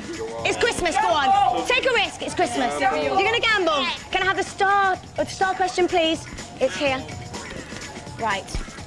The question is, what animals traditionally pull Santa's sleigh? Is it A, ponies, B, husky dogs, or C, reindeer? Is reindeer your final answer? Yes. Sure it's not ponies or huskies? Yes. You're sure it's reindeers? Reindeers. The DVD is yours.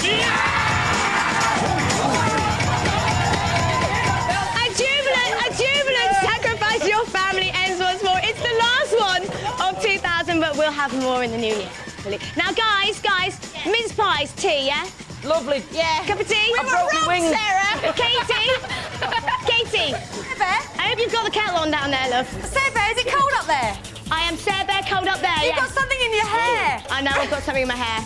Get it out of your hair. Come down, there's mince pies, there's tea, there's all things lovely. Can I bring everyone down for bring party? Bob, because I particularly like Bob. Bye. Thank you very much. Now, as we know, Christmas is upon us. The panto season is also upon us. She's behind you. She's actually not, because she's in front of you. It's Kim Valentine. How are you? I'm very well, thank you. Look at you, Cinders. Please give us a Cinderella tour. Oh, my word. Will she go to the ball? Won't she? It's always that will she, won't she thing. Have a pew. Thank you. Look at her. She's a lovely lady. That's a beautiful thing. It's a rare sight. You're over here, so which means that obviously you're not in Australia for Christmas. No. If you were at home, how would you be spending it? I'd probably be at my mum's house.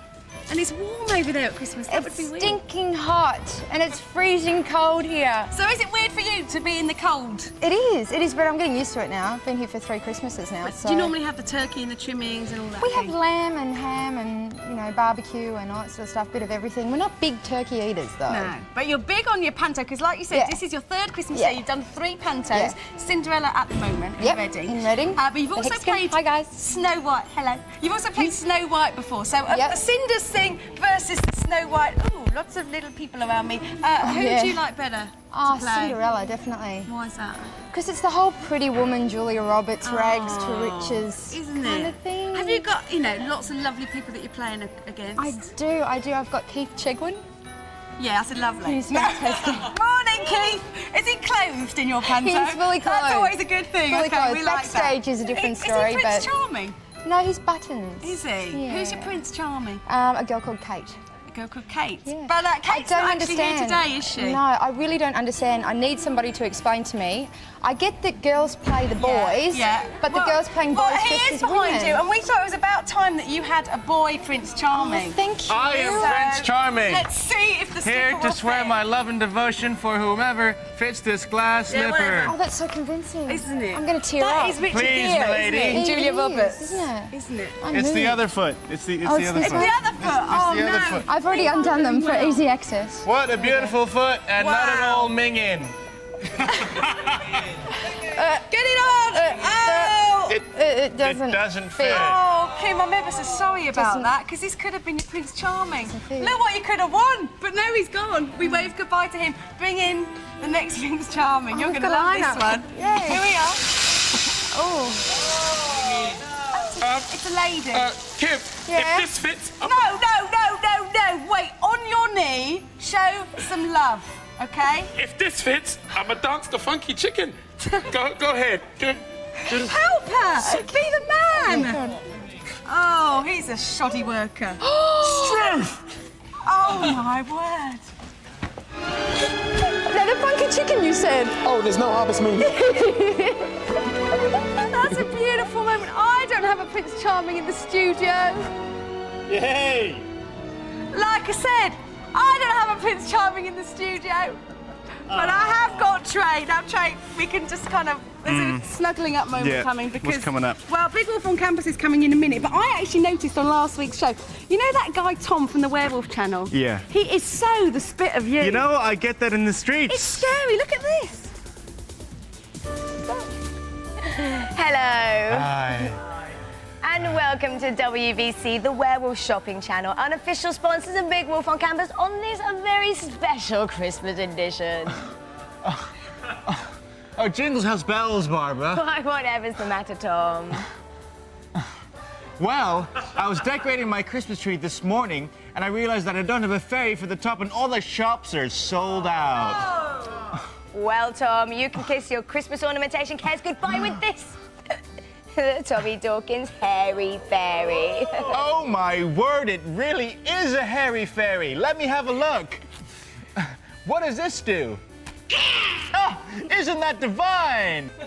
Yes, the Tommy Dawkins Hairy Fairy comes complete with interactive voice mechanisms saying over 10, count them, 10 werewolf phrases. Listen to this.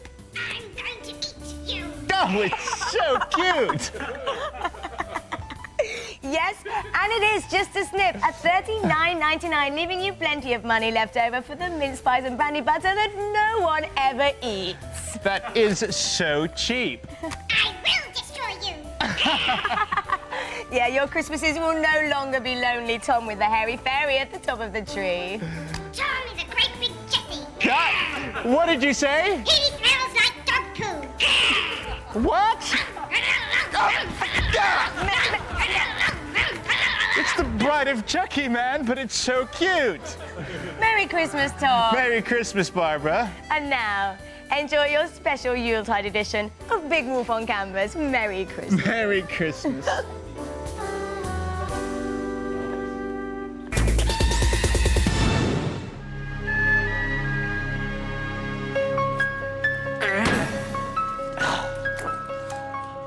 Oh, 700 hours. At last, I faced the savage creature that's been terrorizing our school.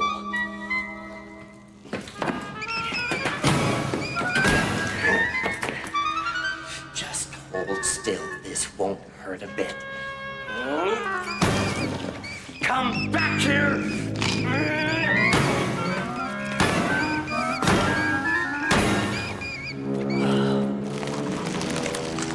Oh, 701 hours. The noble beast has eluded me once again. He has lived to fight another day.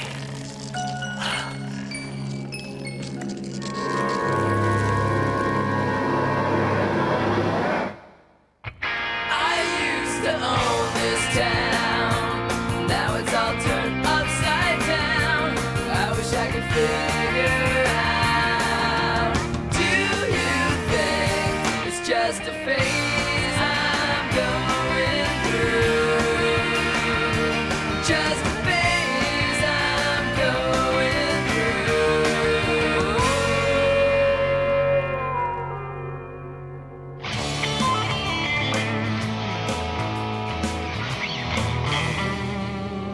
And the rest of her life was spent fighting for the rights of the women of Pleasantville. Not only... So this week we're doing reports on Pleasantville's 100th anniversary. Normally, I don't like history, but there was something about this class that really got my attention. Abigail B. Abernathy truly was our first feminist. Any questions?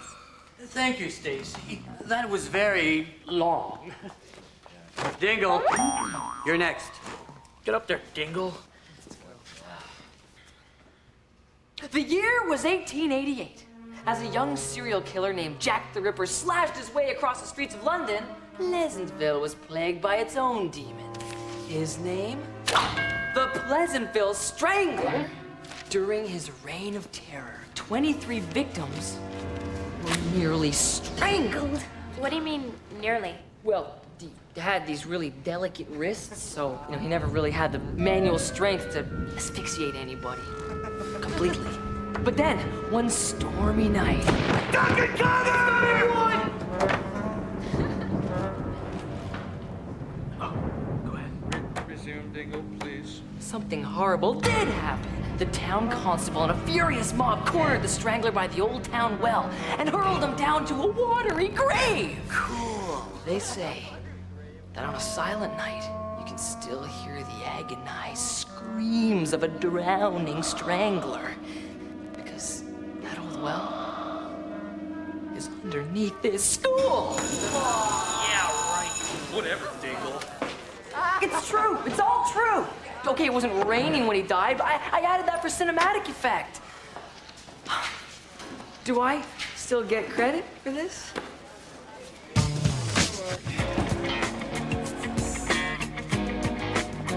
So maybe we can get together and you can tell me about all that stuff in your report. That is so sweet. You know, of all the people at the school, I never figured you'd be interested in the feminist movement. Hey, if it's female and it moves, I'm interested. What? You know, all that stuff about girls getting the right to vote and all. Girls? What? What? It's not like I said chicks. Hey, Stacy. Girl. Stacy. Tom, check these blueprints. Merton, I keep telling you, there's no tunnel underneath the girls' locker room. No, I was right. Again. The old well is located directly beneath the basement hallway. And if my calculations are correct, it should be right. Here. Let me just double check the coordinates. 39 degrees longitude, 27 degrees latitude. It's not a leap year, is it? You know what, Merton? What do you say we get out of here? This place kind of gives me the creeps. Let the excavation begin.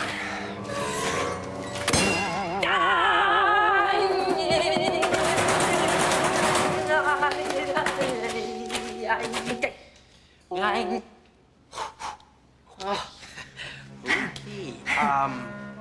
I'm gonna head into the daylight now. So. Wait, did you hear that? Hear what?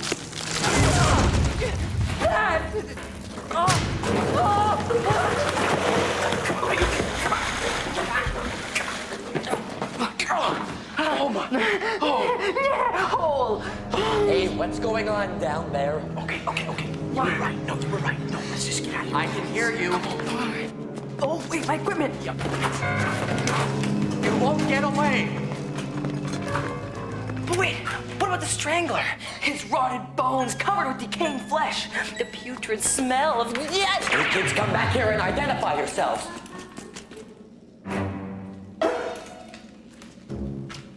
That mouse problem is worse than I thought. Looks like they've picked up a few tunnel warfare tricks from the Viet Cong. Ring around the rosy, a pocket full of rosy.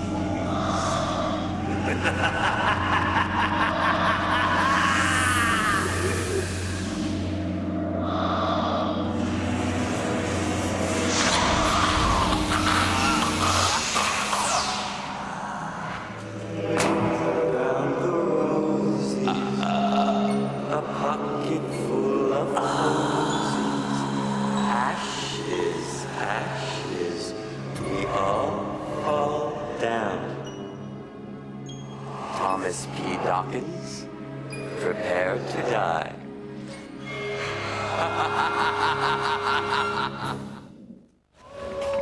After Merton discovered the well under school, he wouldn't shut up. But more than usual, I mean. Knew it! I can see it now. Merton J. Dingle Memorial Well. You want them to name a well after you. You're right. I'm not thinking big enough. How about this? Merton J. Dingle High School. There's no way, man. I'm not playing football for the Fighting Dingles. Ring around the rosy. Here comes Hugo. If he asks about the well, we were never there. Thomas P. Dawkins? Yeah. At last I have the manual strength to wreak my revenge. Prepare to meet thy... Doom! What? You bend over, sword! Billy, what are you doing? Stop that. Let go of that young man. Lady! How long did I... Mom? You know how long I've waited to destroy Thomas P. Dawkins? Merton, do something. She's coming to me. Hey, everybody! Leonardo DiCaprio is signing autographs in the parking lot.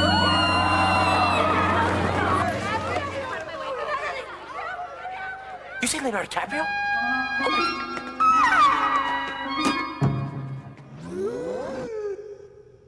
I knew it. The Pleasantville Strangler always sang Ring Around the Rosie right before he tried to strangle somebody. We must have released his murderous spirit when we opened the well. Yeah, well, you know, I hope Stacy doesn't think these are hickeys. Tommy, the Strangler is just like the spirit from Fallen, Gregory Hoblet's follow-up to Primal Fear. What happened? His agent didn't want him to get pigeonholed with legal thrillers. No, in the movie. What happened in the movie? Oh, right. Well, the spirit hopped from one person to another to get to Denzel Washington. Here, check this out. Any non-corporeal translocating entity has no choice but to move into any human form with which it comes in contact, save for its intended victim. That's why the Strangler passed into all those people who touched it and not you, because you are its intended victim. Yeah, I kind of got that impression when Hugo was trying to strangle me. But, why me? Merton and I stayed up late trying to figure out why the Strangler was after me. Dean also put in a late night pursuing some alternative career options. Are you curious about the glamorous world of interstate trucking? Then for good, buddy. Roger that.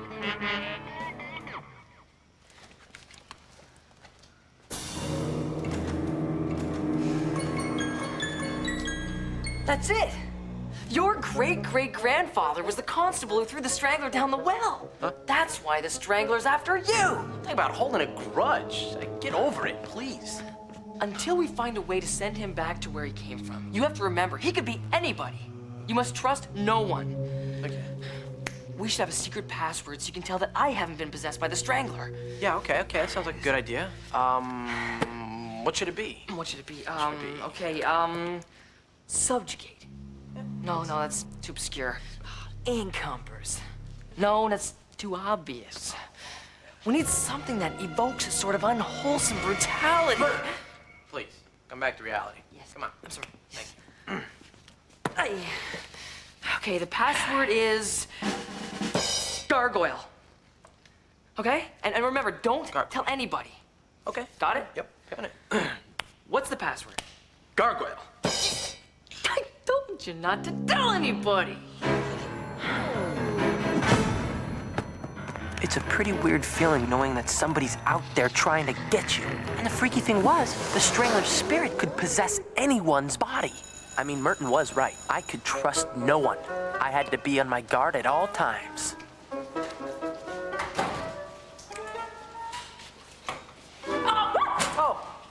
Oh, Stacy, it's just you. Yeah, I can understand the shock of finding me at my own locker. I'm sorry. Forget about that. Listen, what are you doing tonight? I'm going to a feminist rally. They're unveiling the new statue of Abigail B. Abernathy at the park. Really?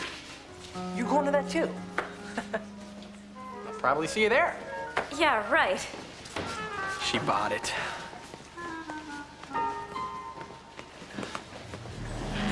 Ring around the rosy, pocket full of posies. Ashes. We all fall down. Ring around the rosy, a pocket full of posies. Ashes, ashes, we all fall down. Ring around the rosy, pocket full of posy. Ashes. Put the leftovers in the garbage bag and we'll pick them up after school. The stronger the better. Sure. And when we call ourselves TNT, which T am I? Hey man, I asked you a question. Oh. Whoa. I know you just didn't hit me in the head, bro. Hey, that hurts! Stop it, you idiot! Break it up. Save that pent-up aggression for Sunday's game. I've got Mother's Social Security. Oh, fiddlesticks. I've been saddled up with an income again. Strangler.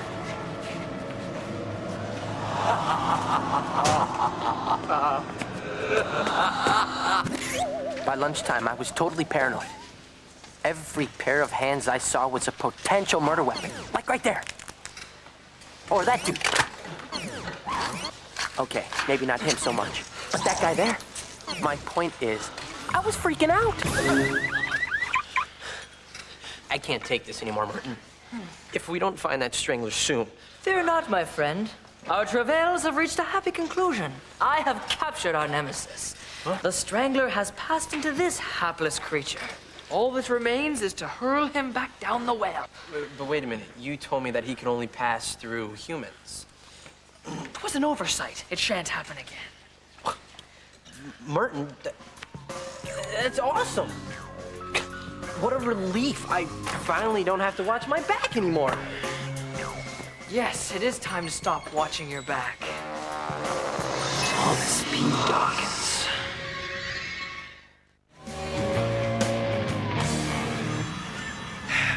All right, let's throw that sucker down there. Yes, well, we wouldn't want anything to go wrong. Perhaps you should check for obstructions.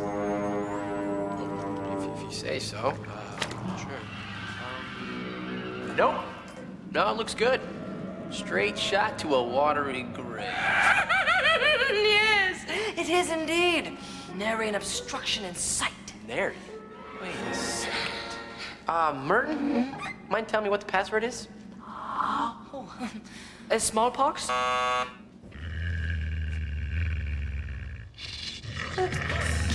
Petticoat? The Louisiana Purchase? Oh my! Call me touchy, but I don't like it when people possess my friends and then try to strangle me. Destroy me and destroy your friend!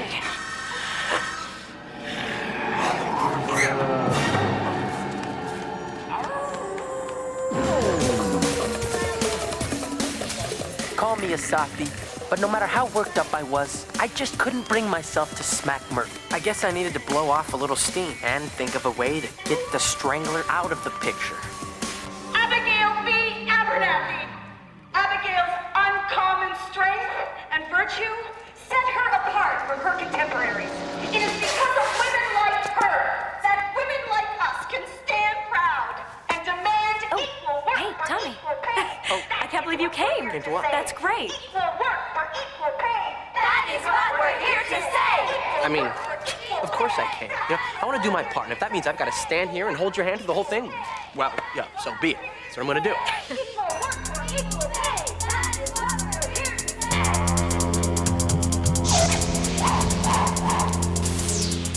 Hey, so after the rally, how about you and I go for a little drive or something? I think this is a no! Go, sister! Show the man who has the power! I know this was gonna be an anti-men thing!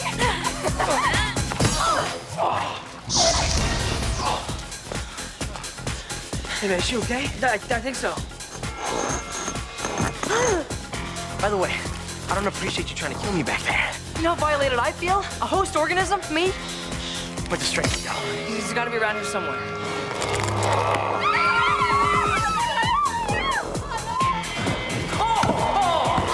I thought the book said he's only turning humans. Yeah, sort of split hairs. It actually said human form. We gotta lure it back to the well. Hey, come get us, you cross-dressing two-time Jack the Ripper wannabe! Hey, you're pretty good at that. Yeah, I've been insulted a lot.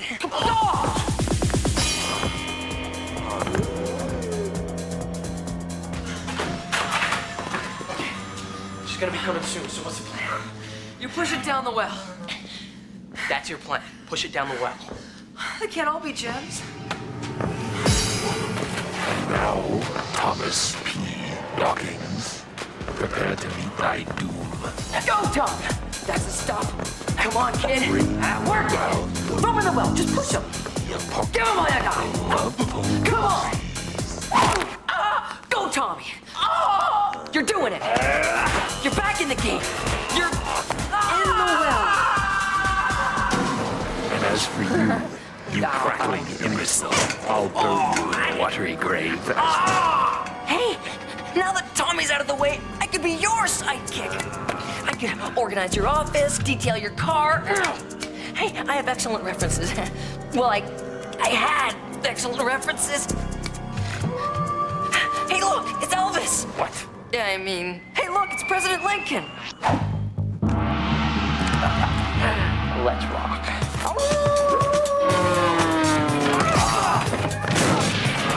Come on, Stone Boy. How you doing, buddy? Come on. Oh, good job. Oh, they're so fast. Oh, man, that was close.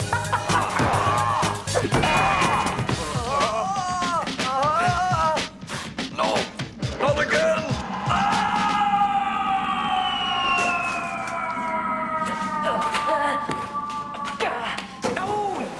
You need a hand. Oh, very funny.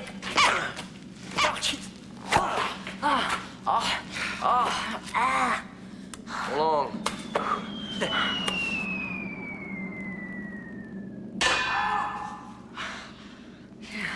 So, Merton, tell me something. Yeah. How come the second I'm out of the picture, you sign on as my killer sidekick? I was crazy with grief. I couldn't tell right from wrong. I was Trying to save your butt. Well, there was that too. But listen, I thought you were a friend. I am your friend. How did you fly out with the? How did you do that?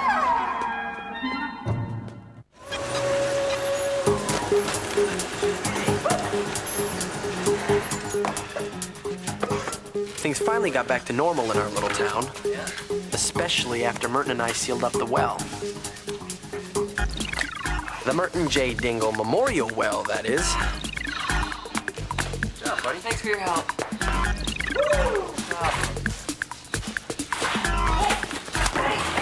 And Merton and I weren't the only ones getting down to work.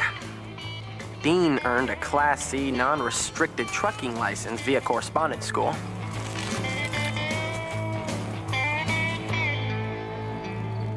So how's your head feel? Better. And as for Stacy, well, the blow to her head made her forget about being possessed by the Strangler. Unfortunately, it also made her forget about some other things. So, who are you again? Okay.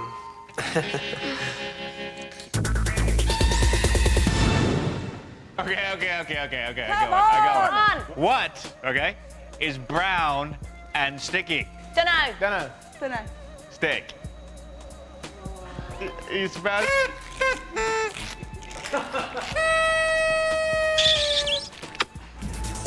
And now a Christmas Popaholics poem for all of you. Got the music down, please. Thanks. Hi. 'Twas the night before Christmas, and all through the house not a creature was stirring, not even a mouse. Westlife was sad and feeling quite hard done, because a builder named Bob had hit #1. 'Twas a year of new music in the charts every day, like Craig David, Moby, Travis, Coldplay. Liam and Robbie still fighting, standing tall. Let bygones be bygones, boys. It's Christmas after all. There was joy brought to the lives of Fat Boy and Zoe. They are blessed with a child, a baby boy named Woody. There was hope brought to lives in a wedding yesterday. Madonna and Guy, we wish you happiness, come what may. Hope and joy, these Christmas wishes I hope you keep. And of course, there is love, which comes to me when I'm asleep. Merry Christmas.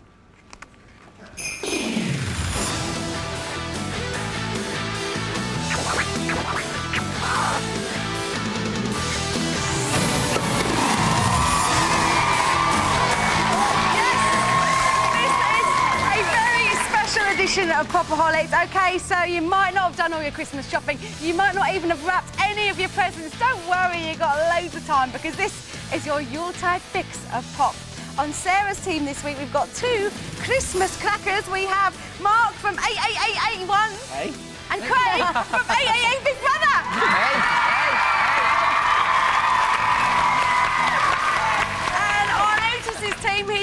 opposition, hoping to give the opposition a good old stuffing, far from being Christmas turkeys themselves, the angelic baby of A1 Ben. And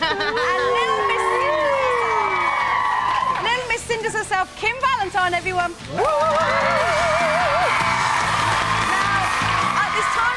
And all things gorgeous, I kind of don't want to remind you that it's 8-5, but it is 8-5, okay? Remind me. Everything is to play for in this special Christmas edition. First up, we do have the Can You Spot It round, so you've got to watch this next video very, very closely. It is unbelievably festive, this one. This is Fragma with Every Time You Need Me.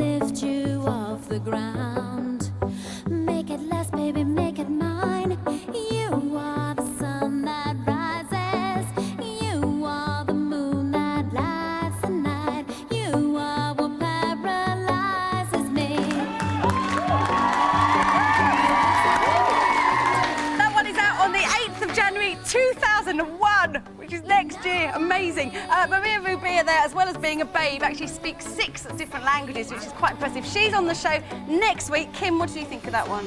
It's all right. Yeah? It's not too bad. Did it make you feel like you were at home? Oh, I wish. In the sun? Well, you're not. You're over here and it's cold. No! That's nasty. What do you think of that, Craig? I thought it was very nice, yeah. Really Yeah. nice. I'd love to be there now. Okay, you enjoyed that moment. Yeah. Well, I hope you enjoyed it and watched it very closely, because this is Did You Spot It? And Mark, you're up first with this one. There's 1 point per correct answer. Conferring, not at all. Not allowed? Right, no conferring. Here we go. What about with Your the other team? question is this. Listen up, baby. What is the lead singer holding in her hands when she's sitting at her computer? Oh my gosh. Her glasses? It's correct. 1 point for you. Let's have a little look. There we are. That was a bit closer. Ben, this is one for you. A happy Christmas. How many sails are there on the ship's mast? Oh, no, wait a minute. Okay, Think about it. Think about it. How many sails on the ship? Yeah. I'll go for 5. Oh. No, not 5. It's actually none. Let's have a look. It was a trick question. It was put in there. I had to ask. Too bad. Sorry, Ben. All the girls who love Ben, please don't write to me complaining. Too bad. Craig, this is a moment for you. What kind of melon does the bare-chested, really ugly bloke slice open on deck? A watermelon. What kind of melon is Watermelon. it? A watermelon is correct. Yep. 1 point for you. And finally, Kim, this is your moment. What game are the very happy in-love couple playing on deck? Volleyball. Is correct! Which means at the end of round 1, Sarah's team have 2 points, Otis's team have 1 point, which brings us straight on to round 2. But first of all, we're going to have a little look at a video which comes from the Homer and Marge Simpson of pop. Bit of an unlikely combo, this one. This is Fatboy Slim and Macy Gray with Demons. Here it is. They said she had a heart attack. I think the preacher is coming back. And I am fried cause all my love's electrifying. And I'm gonna feel like a cesspool. I wanna be with you. And it's my premonition. I better give my heart a listen. And my preacher said, all of your demons will wither away. Ecstasy comes and they cannot stay. You'll understand when you come my way. 'Cause all of my demons have withered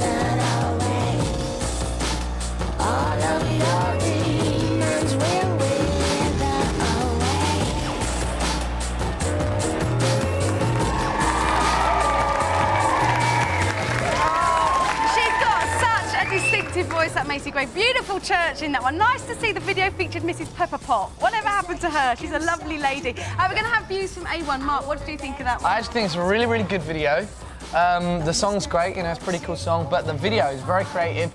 And I don't know if we'll get to it, but at the end, the piano actually turns into like a demon and flies around and stuff. It? It's a really, really clever idea. Fly, baby, fly, baby. And that's from Fatboy Sim's album, Halfway Between the Gutter and the Stars, which I think is a lovely name for an album. What do you think of that, Ben? I thought it was excellent. I don't think I can really say anything more than Mark did. I think he probably said everything that there was to say about the video. He hit that nail right on the head of a keyboard. All right, this brings us on to round 2, which this week isn't our monsters, it's our Santas of pop. You're about to see a little pop hybrid made up of 4 pop stars. You have to tell me who they are. One of the people, I can tell you, because a Christmas bonus, is Macy Gray. So one of the faces you're about to see is Macy Gray, but who are the other faces? Otis, your team's up first, and this is your Santa who's going to be coming down the chimney. Gray is Macy Gray.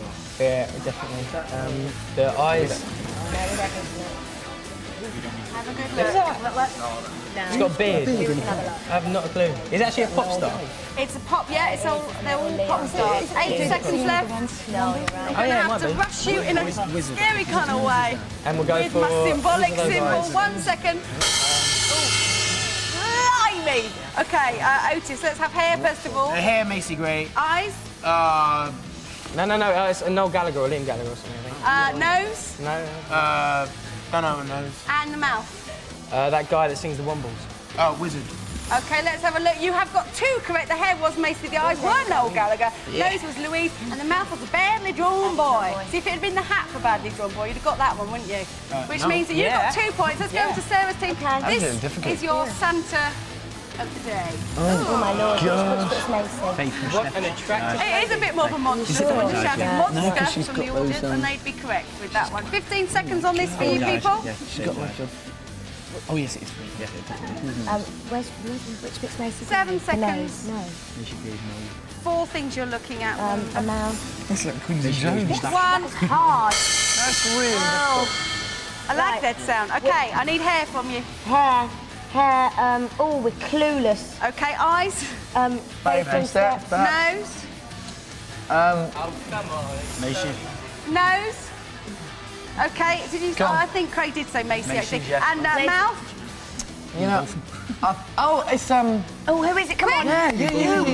What band's he in? No, I'm sorry, time's up. I can tell you got 2 correct. Let's have a look at that.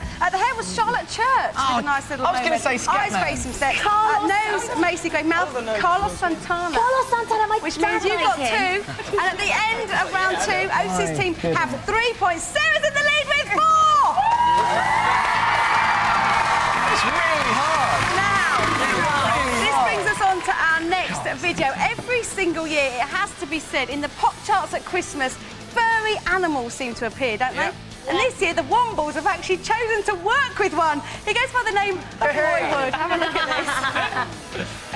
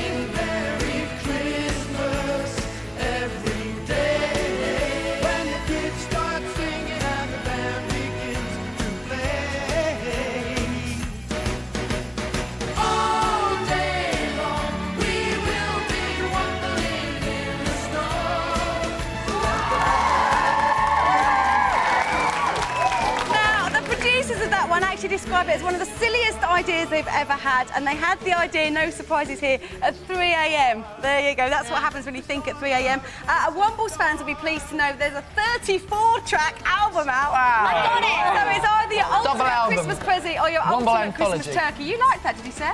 Yeah, I've got the album. Yeah? I love that. I was wondering who would actually admit to having something like that. and Sarah Cawood. You came forward, so Every good on girl, you. Look Good at on you. Cawood. She's there for you every single time. All right, this brings us on to round 3. This is our thespian round. Bit of a Christmas feel to it this week. Sarah, this is your song. As you know, they've got to act the song out to the opposition, and the opposition have got to give me a song title and a name of the artist. All right, this is your song, and I'd like you to do it Father Christmas styling, please. Come on, up, boys. And if you'd like to come down my chimney with lots of presents, I'd love you forever. Yeah. Oh, what a genius! What a genius. Okay, Here we go. You're great. 3 points. In the style of Santa. In the style of Santa. Ho, ho, ho. I guess I was a shoulder to cry on. Ho-ho face on a lover. With a fire in his heart. Ha, ha, ha, ha, ha. A man under the cover, but you couldn't come out, tore me apart. Now I found a real love. Ho, ho, ho, ho. You'll never fool me again. Ho, ho, ho. It's one of my favourite all-time Christmas songs. Any ideas? I can tell you it is a Christmas song. All right, that's the clue. Any ideas? My verdict. Go on, give any clues. Don't give any clues. No, come on, that wasn't even fair. I didn't even do it in All right, English. let's have a little listen. This is what they were acting out. Have a listen. That was the line. Face on a lover with a fire in his heart. I've never heard this song in my life. What is it?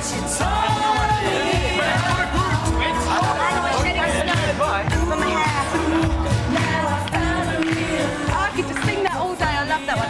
My sister, actually, when she was little, she's going to love me for this. I walked into her bedroom, and at the beginning of that, George Michael goes, "Happy Christmas," like that. And she was up at her tape recorder, and she went, "Thank you." Morning day. Anyway, this is yours, Otis. She's going to really hate me for that one. I'd like you to do this carol singer styling. Go easy please. on us. On your feet, to your feet, to your feet. so Here gonna we get are. it. Ow, ow, ow. How are we doing it? Santa Carol Claus. singers. Oh, carol singers. Okay. Go, Ben. But hi. No, that's not your line, man. That's Kim's. Oh, yeah, it's yours. Sorry, say go, Ben. I was like, yeah. Okay. Not in June, just. A time for living. A time for believing. A time for trusting, not deceiving.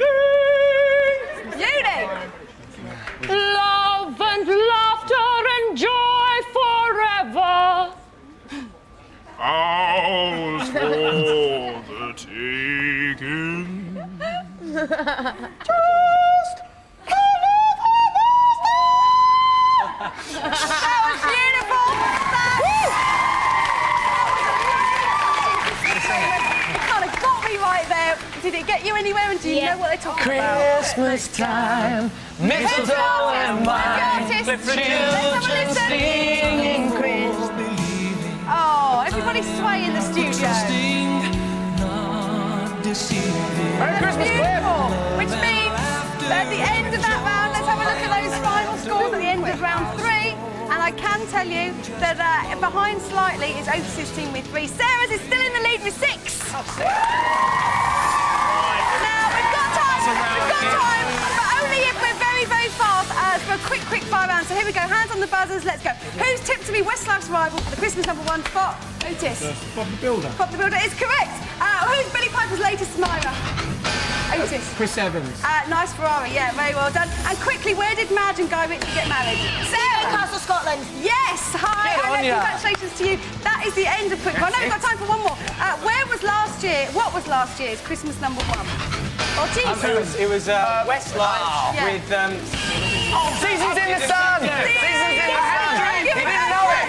I'm going to give it over that side. And quickly, one more question. How many weeks did I Will Always Love You by Whitney Houston stay at #1? It was 6. No, it was 5. No, it was in fact 11. That is the end of this week's There we are, right on cue with the hooter. And the final scores, they almost crept up. 6 points to Otis's team, but Sarah's are in the lead. That was Papa Wallets. Thank you to all our guests. We're feeling very festive and we'll leave you with a Christmas kiss.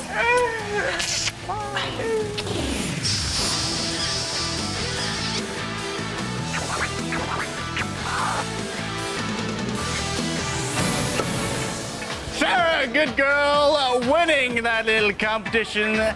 there is no prize for winning that game. There is a prize for one to win. I'm in the online area. Look over there. Christian is actually sitting there checking his emails. Hello there. Paul there, just on the phone. Jazz Angelica with me. Hey! Now, stop chatting about. Now look at the prize. You would have wanted this, wouldn't you? Fantastic. PlayStation You would have 2, wanted I want it. PlayStation 2 was a prize in this wild racing. If you can ask me, Trey, what's the game like? I'll tell you one thing, it's wild. What was the question? The question was, what was the name of the reindeer with the red nose? I'm trying not to say the answer. Well, it doesn't matter because we've already got the winner. Of course, it was Rudolph. Rudolph. And the winner, you lucky lad, Ben Osborne from Ramsgate. Congratulations. Look at this bit of loveliness. Go on, Ben. Oh, you know, should we keep it? Should we keep leave it? Give it. All right. I'll gonna keep have it safe for you. Ben, I'll sort it out. I'll send it over. All right, it's been a bit of a rest since we've challenged ourselves and ritually humiliated ourselves, but we're bringing it all back because coming back right now is mission possible.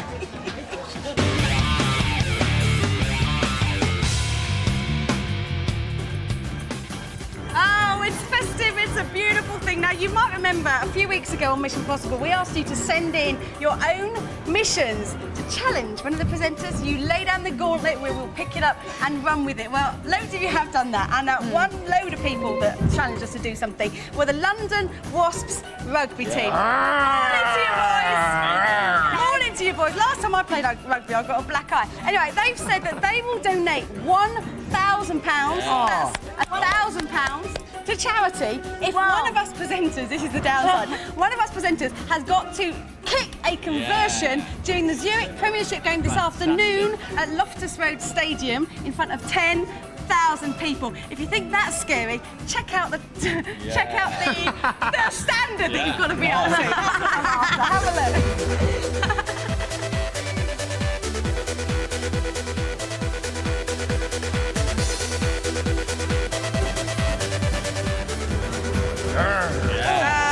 Oh, you're right there, Sarah. What's the matter? Oh, I mean, no pressure or anything for that £1,000 for charity, but all of her ankles really set by your family. Go and see the match. Oh, no, quelle horreur! I've broken a nail. I can't possibly do a conversion with no nail. Oh.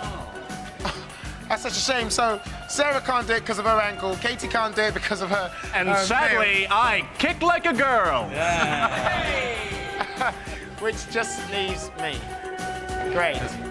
So I've got to do the challenging. Ortis, man, I will look after you. We'll give you a bit of coaching. Oh, you got it at half-time. In front of 10,000 people, no problem. I'll look after you. Mr. Phil Greening, if I'm in your capable hands, then I think I can do this. All right. All right, then. Cheers, mate. What's up, man? Here's Stone.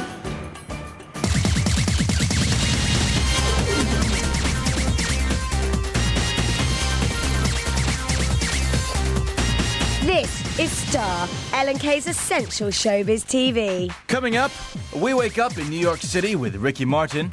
We ask the celebs, can Bob fix it for Christmas #1? But first, Michael Owen unzips his kit bag exclusively for Star. Once upon a time, footballers were known for their mullets, their tight shorts, and releasing dodgy singles. These days, they're not hitting the crossbar, they're hitting the Met bar. Football has definitely become the new rock and roll. We are meeting a golden boy of the game, Michael Owen. Oh, nobody's picked up Michael Owen! It's Michael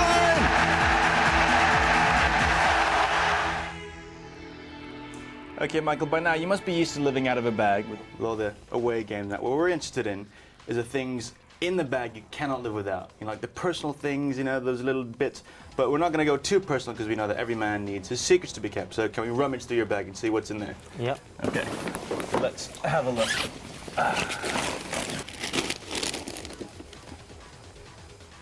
The phone, the thing man cannot live without in the 21st century. Name me some celebrities that you have stored in your phone. Well, I've got virtually all the Liverpool team. Okay. I've got a couple of... Who's the biggest name you have in your phone? To me. To you, okay, personally. I think Alan Shearer, probably. I see. You've done the ultimate rock and roll thing and written a book. I'm going to ask a stupid question. What is it about? Well, this one's Michael Owen in person. Last year I did a soccer skills book. Okay. It was great fun working with a lot of kids and them teaching me things and me teaching them a few things. And this year, it's going a bit more into depth about the World Cup. Man. Exactly. Okay, CDs. What was the first CD you bought? The first CD, CD, back. yeah, was the Lightning Seeds. When I was playing for England schoolboys, I was 15. If you watch the football games, at the end they'd normally play music to all the best bits of the game, and it was obviously my first time I'd been on telly or whatever playing football, and they played it to one of the Lightning Seeds. So you feel it's like your personal so anthem? I think that's my song, yeah. Right, let's move on here. Okay, alarm clock. Are you a morning person? Are you cranky in the morning? Are you nice and cuddly in the morning? I'm a bit of a, lie until the last minute and then rush about. So you get up and go guy, you don't spend hours in front of the mirror making sure everything's pristine and... No way. Now, Michael, I have to ask you this question, because the viewers won't forgive me if I don't. When you go to sleep, do you sleep in pajamas or do you go commando style? What's commando style? Just au naturel, Adam and Eve style. Commando style, then. Commando style it is. The uniform. What is it like to put on the England shirt? Brilliant. You look around the change room and you look at the different players we've got playing, and you think, how lucky you are to be in this team and to be playing for your country. You would think that a footballer's bag would be quite minging, but yours smells of lavender and it's very sweet. Thank you. Thanks very much. Thanks very much. Star News. The fight is on atop the charts this Christmas. Will Westlife make it 8 number ones in a row? Or will Bob the Builder fix his first smash hit? Star News quizzed the celebrities about their Christmas predictions for the prized number 1 spot. Westlife again, why not? Well, I'm hoping Westlife get it. We'll see what happens. We do have a single out. We have What Makes a Bob Man. the Builders, doesn't it? Nikki, as Nikki said, My Girl is there as well. I think Westlife will do it again. I think they will. It's a good song. Really They've good got to song. do it 8 now, haven't they? Yeah. It could be another one of these years that something like Bob the Builder gets number 1, but I don't know, we'll just have to see it, wait and see. Jack has me voting for Bob the Builder, but otherwise, who knows, I've got a feeling Eminem might do something. It's going to be Eminem. If not, it's just going to be typical again of having some cartoon. And it looks like 2001 could be an even busier year for the chart toppers. My solo stuff, yeah, I'm halfway through doing my album, so I'm fiercely excited about it. Really lovely songs with some really interesting productions, sort of electro-disco stuff, whatever that means.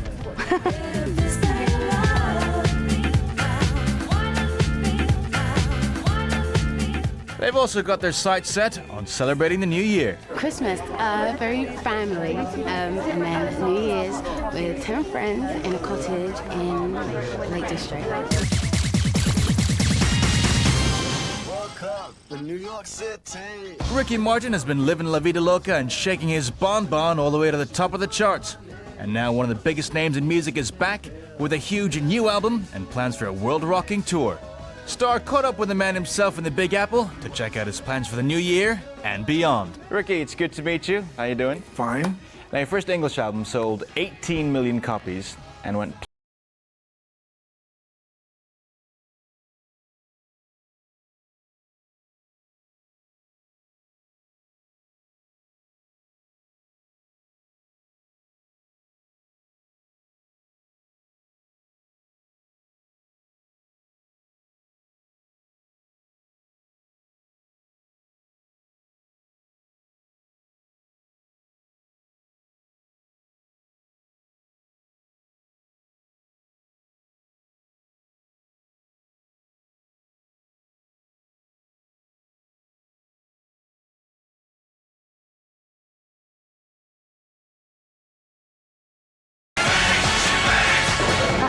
Now, when people think Ricky Martin, they think big anthems like Livin' La Vida Loca and now She Bangs. Is that a good example of what's on the new album? We have a little bit of everything in this album. We have, of course, a Latin sound is the base of each track. But we have a little bit of the Middle Eastern sounds, and we have a little bit of course, a European sound, and it's very emotional. I left my flesh in the studio every time I walked in there. That must have been crazy because you were touring at the same time, right? I don't know how to do it any other way. That's the way it's been for the past almost 17 years. At the MTV Europe Music Awards about a month ago, you performed She Bangs, and you won, of course, Best Male. How was the whole Stockholm experience for you? It was great. It was great. The audience was amazing, and for me, that's very important, just to have that reaction. Now, haven't you won an award recently? The Best Booty Shake Award. Oh, that is so serious. Oh my God, that is such an amazing award. Oh, that's the one I have in front of my house. You know, you just have to laugh. It's great. It's good. Shake your bomb.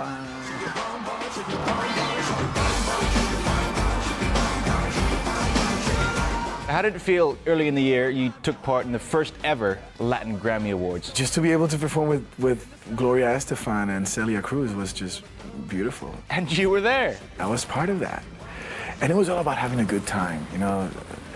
Of course, the music helps, but it was all about enjoying and you know, people say, you know, it's the first time that you're doing the Latin Grammys. Are you nervous? No, let's do it. Let's have fun. Now, let's say if somebody was going to do a cover version of one of your songs, who would it be? Sting.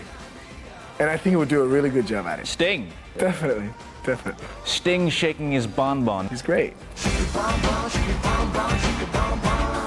Now, early in your career, you started with a bit of acting. Do you have any plans to go back to that at any point? Maybe in 2 years, to do something in the big screen is something that I've been thinking about. So when can we see you back on stage in the UK? On stage in the UK, hopefully next summer. I'll be back before that, of course, but I'll be doing concerts in the summer. Thanks, Ricky. It's good to meet you, and hopefully we'll see you in the UK soon. Appreciate it. If you want an extra special helping of Essential Showbiz TV this festive season, then make sure you tune into the Star Christmas Edition.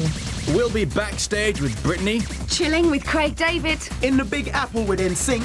On location with Steps. Battling it out with Westlife. And going mad in Florida with S Club 7. So make a date with Star on Wednesday the 27th of December at 9:05, only on BBC One. The biggest names, the hottest locations. Star. L&K's Essential Showbiz TV.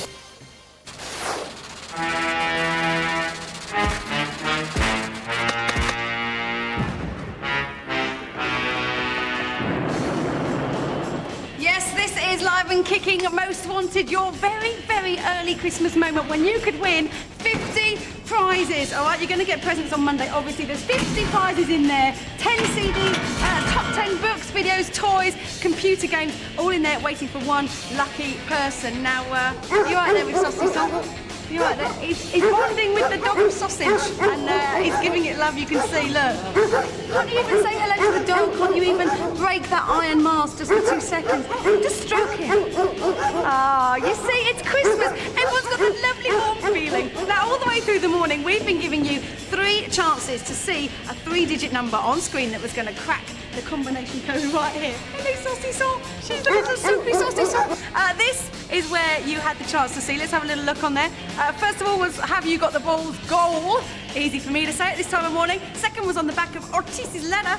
And third chance was on the ball in sequence 12. There it is, look.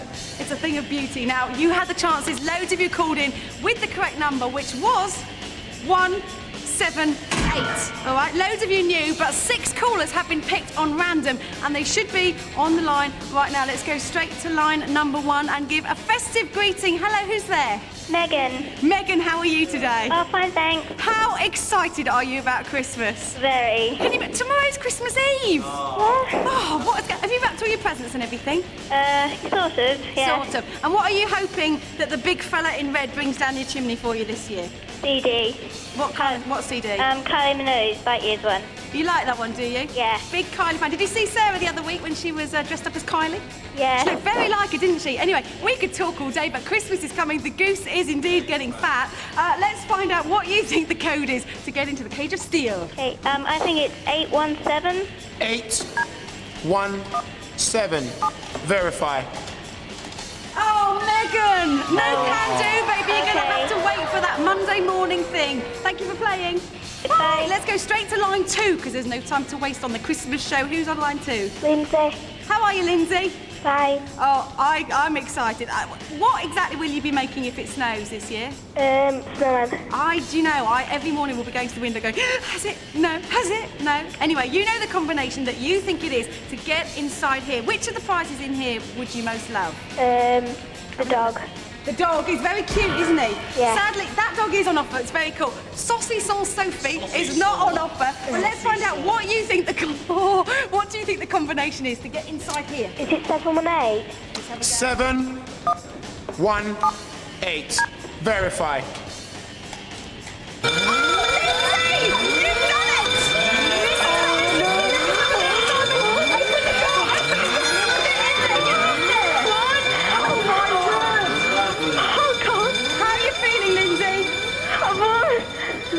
Merry Christmas! Oh my word! You see, he's going straight through there. Oh God! Can you believe it? Which of those things are you most looking forward to getting? Oh God! Have a little look. Oh, thank you. What do you fancy the most in there? All of it, because it is all coming your way. Okay. That is the best Christmas present you could possibly ever have. Yeah. Simon, I'm going to get him out. Get out, Simon. You're not. Thank you. I will make Simon pack that up before he comes to you, all right? You can have everyone's autographs. All of that is on its way to you. Have yourself a fantastic Christmas, won't you? Thank you. Thank you so much for playing. Merry Christmas. Bye. Oh, and to you. Bye. Bye. Now that is Live and Kicking Most Wanted. There'll be much more of that coming your way in the new year. Let me just come over here to Warren, security guard, just to verify that was in fact the right number. Have a look, Warren. There you go, 871. It is right there. Thank you very much, Warren. No mistletoe. That was the wrong number in there. Ignore that, won't you? Quick, here's what's coming up on next week's show. Next week, it's a new year and a new lineup on Live and Kicking. Otis is a close encounter with Jennifer Lopez, lucky bounder. Ashley Cotton and Martin Fowler from EastEnders drop by and do some dodgy deals. Martine McCutcheon will be performing on the radio, in the studio. And Dan Steve of Fragma lay on some good time party vibe to see in the new year, all next week.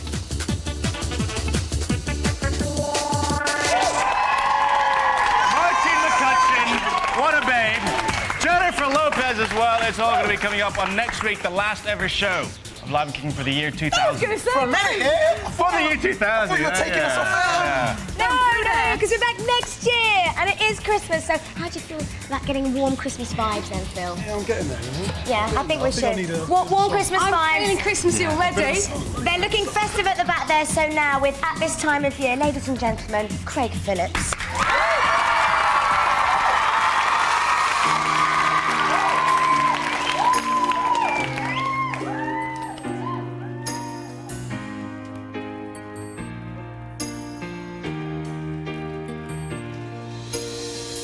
Let's close the door and lie together. We'll light the fire and leave the cold outside. Relive the moments that joined our hearts as one. We'll make a promise that our life has just begun. This time of year, friends and lovers should be here. Share the laughter and the tears for the days that now are gone. This time of year, hear the bells ring out so clear that the love we give today should last forever. And as the nights are drawing closer, we'll raise a glass to all our hopes and dreams. Now here's the future, it seems so far away. Do you feel the love that's getting stronger every day? This time of year, friends and lovers should be here. Share the laughter and the tears for the days that now are gone. At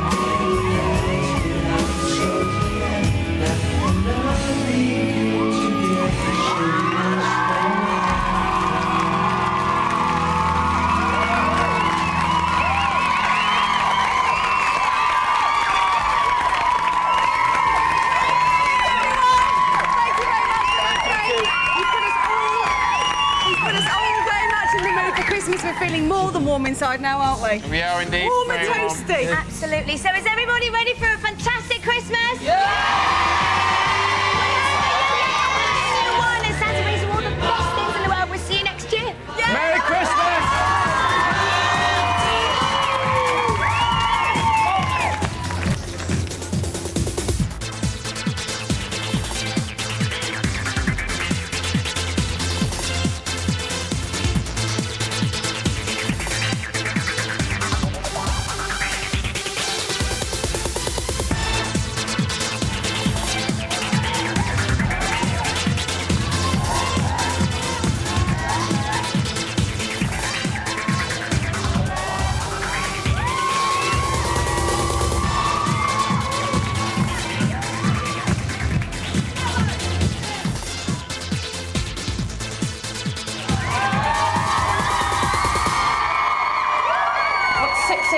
Is very angry. Apple grumbles. Oh, Anne! You killed me! That was the weakest joke. Goodbye and happy Christmas.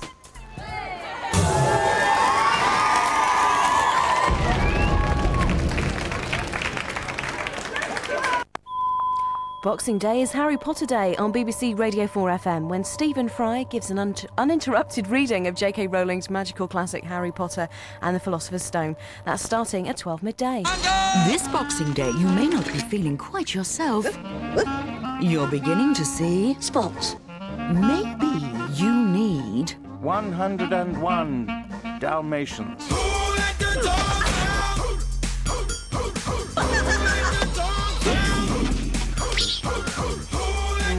Jeff Daniels, Hugh Laurie and Glenn Close. Yes? Star in the network premiere of 101 Dalmatians, Boxing Day at 5:25 on BBC One. And Glenn Close talks about her role as Cruella de Vil in the Christmas double issue of Radio Times, which also contains complete listings for all major television channels.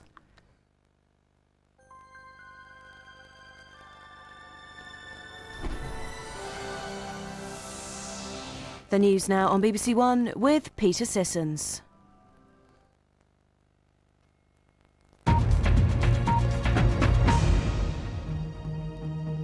Good afternoon. On one of the busiest days for travel in the year, there are already big problems for some rail passengers. Virgin has cancelled around 20 services between the Midlands and London today, and there are chaotic scenes at some coach stations with companies struggling to meet demand.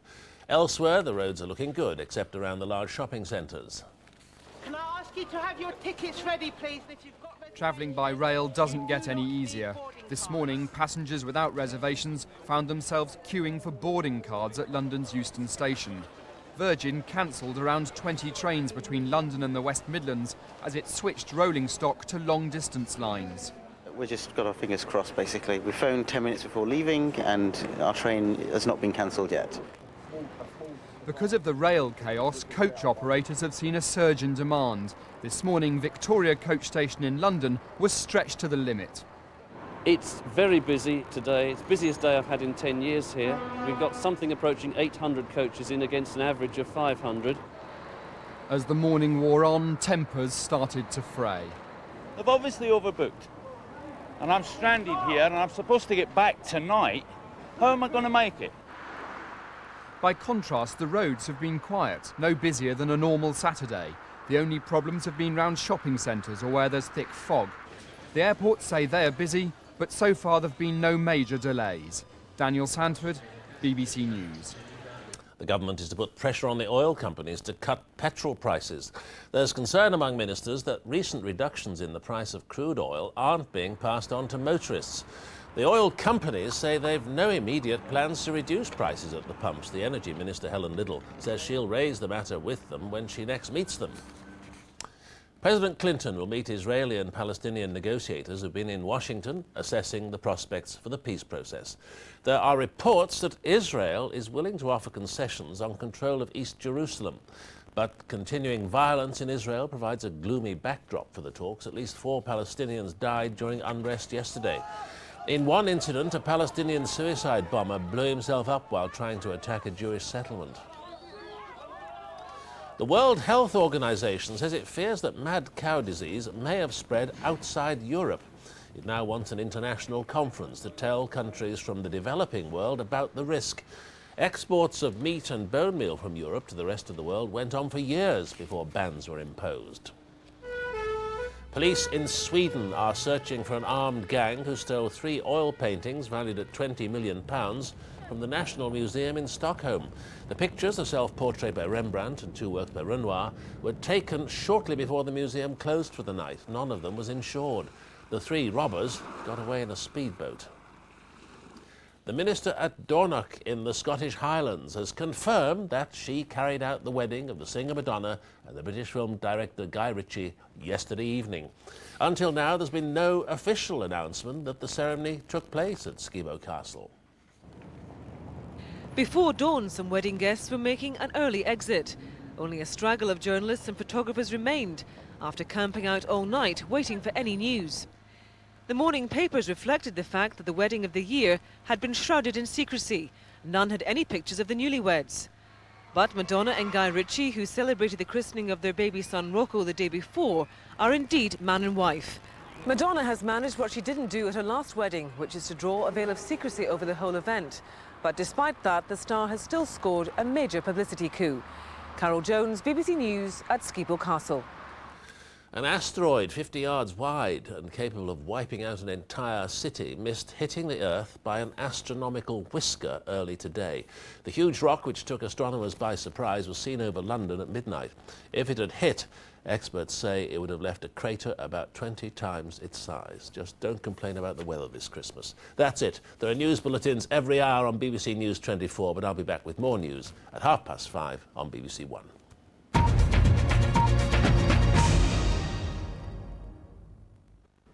Good afternoon. It's another cold and gloomy day for most of us, but things are set to brighten up over the Christmas period, and the brighter weather will come behind this cold weather front here. And that will slip south tomorrow, joining forces with this warm weather system coming up from the south, where they meet a battle zone, rain in the south, cold air and snow to the north. Now those cold northerly winds are likely to spread right the way across the British Isles as we go towards Christmas Day, and then they look set to last right the way through next week. We could well have a wintry end to 2000.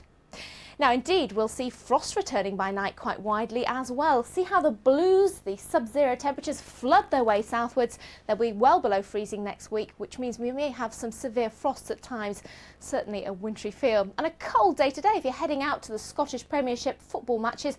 Wrap up warm, there'll be a little drizzle around because that's where we'll see the change take place today. That weather front with snow on the hills slowly sipping southwards, and we'll see some brighter weather with showers to the north.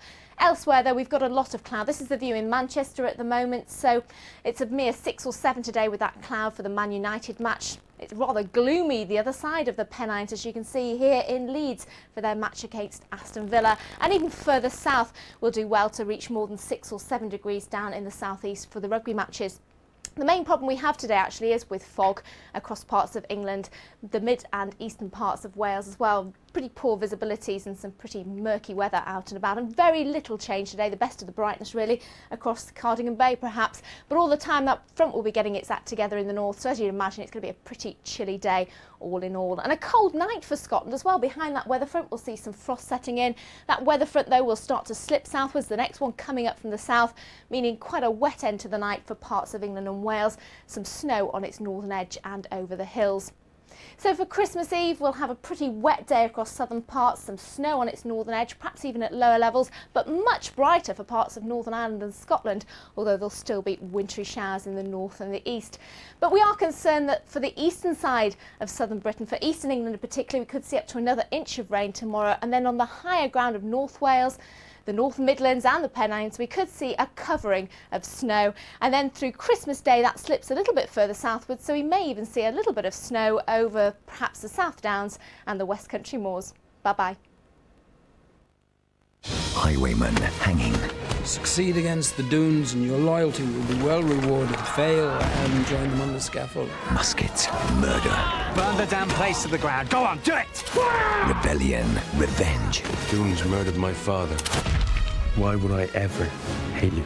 Because I'm a Dune. This Christmas, discover a love worth fighting for. Be careful.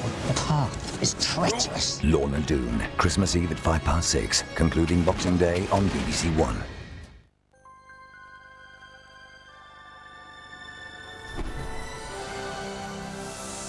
An afternoon of top sporting action now on BBC One. It's Grandstand with Hazel Irvine.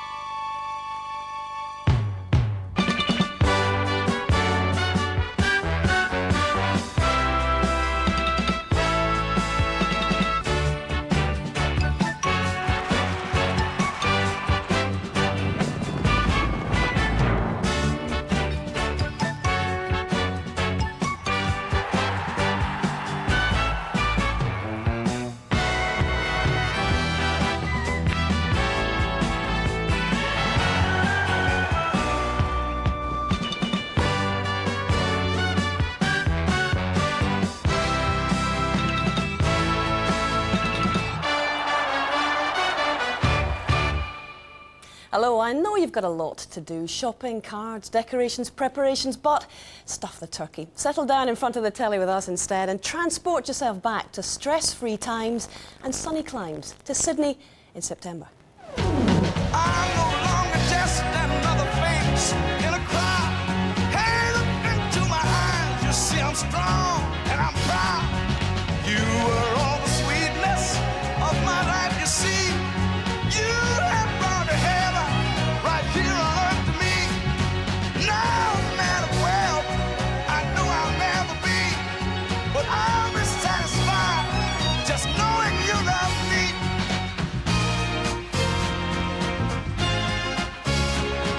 Each time you speak my name or put your hand in mine, the empty life I knew, I'd leave it far behind. 'Cause you gave me the love that I truly felt. Most of all, you made me believe in myself. You're more than love to me. You're my way of life. I'll forever cherish you more each day and night.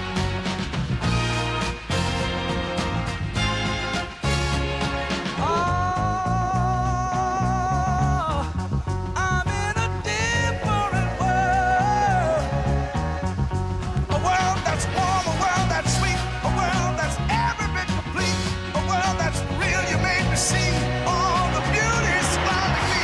All of what you've done for me, all of what you've done for me, all of what you've done for me. Yes, we'll relive those 16 unforgettable days in our Olympic review this afternoon. Gymnast Andrea Raducan's memories of Sydney aren't so good, stripped of her individual all-round gold medal.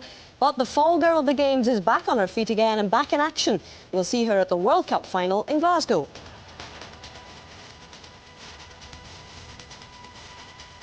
And is Tanni Gray-Thompson about to put the brakes on her golden career? She joins us to chart the way forward. But what lies ahead for boxing? Questions are being asked about the sport following the life-threatening injury last weekend to Paul Ingle. His 12th round collapse in Sheffield has prompted calls to ban the sport, or at the very least to further improve safety measures. We'll debate all of the issues later in the programme.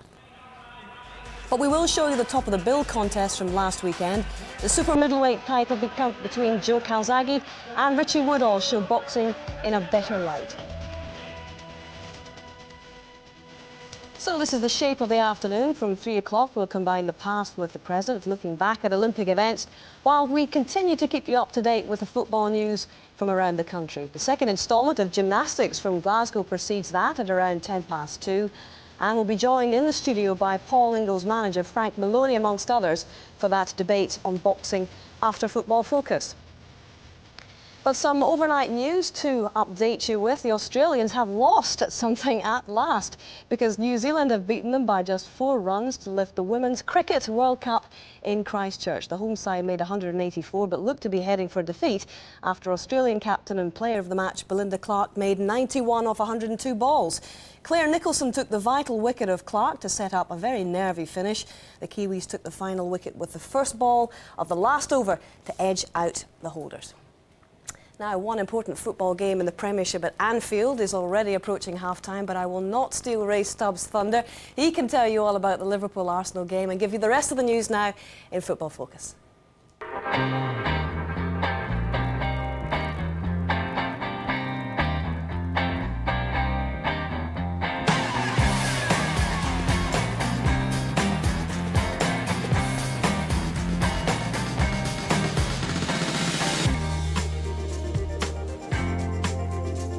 You don't mind being rewarded for something, for working hard at something, but when it's a no-win situation, you know, we're firefighting all the time, trying to get players, trying to sort players' contracts out, trying to sort things out for things. That's fine if there's some kind of reward at the end, something you can sit down and enjoy.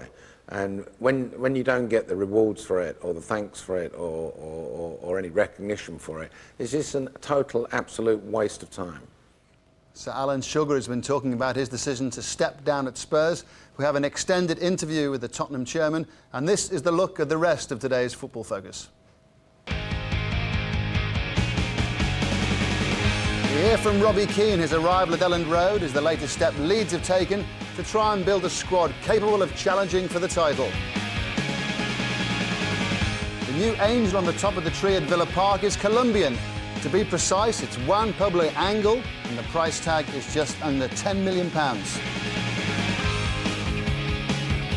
Christmas holiday programme got underway at Highfield Road last night with Coventry against Southampton. A section of Coventry fans weren't in festive mood. And we hear the thoughts of the World Player of the Year, Zinedine Zidane. And alongside the tree, Mick and Mark. And Mark will be following on the news of Aston Villa's new signing by responding to a barrage of criticism that he received from a section of Villa fans.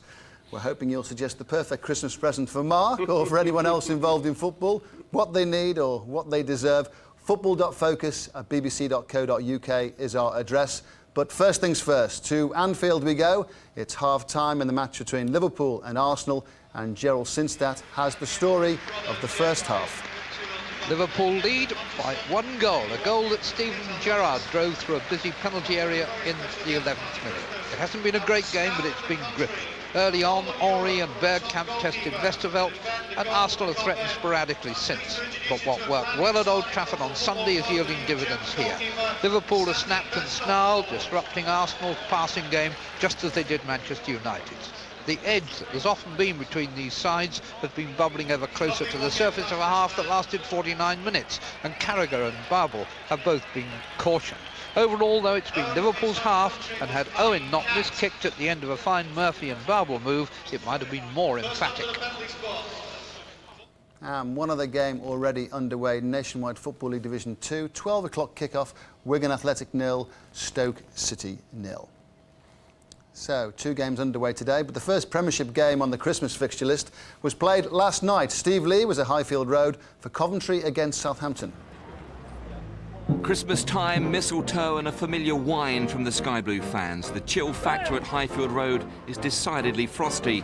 Relegation's been avoided for 30-odd years, but few diehards are predicting another great escape. The omens don't look good. I think they're realising now that there are not a lot of worse teams than them in the Premiership now, and I think it's going to be a struggle. There's some that are shouting for Strachan to go and some that don't think that's the answer, but I think that, yeah, at the end of the day, you've got to spend a lot of money to stay in the division, and we haven't spent a lot of money this year. I'm not saying it's completely his fault, because he's had pressure put on him when they've had decent players to sell them. I can't doubt his passion, obviously, for it, but maybe his ability's in doubt.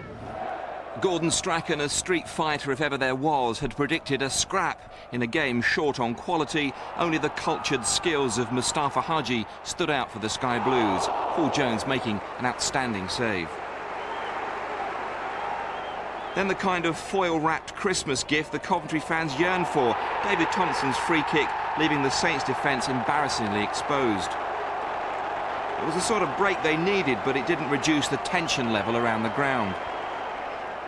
In fact, it was Southampton who came back strongly. James Beattie stinging the fingertips of Chris Kirkland. Much relief around Highfield Road. In a scuffling, scrappy sort of game, the Saints produced one sublime moment. Cashlul picking out Joe Tessam. an equaliser that Southampton fully deserved. Then the fans turned on Strachan for substituting goalscorer Thompson.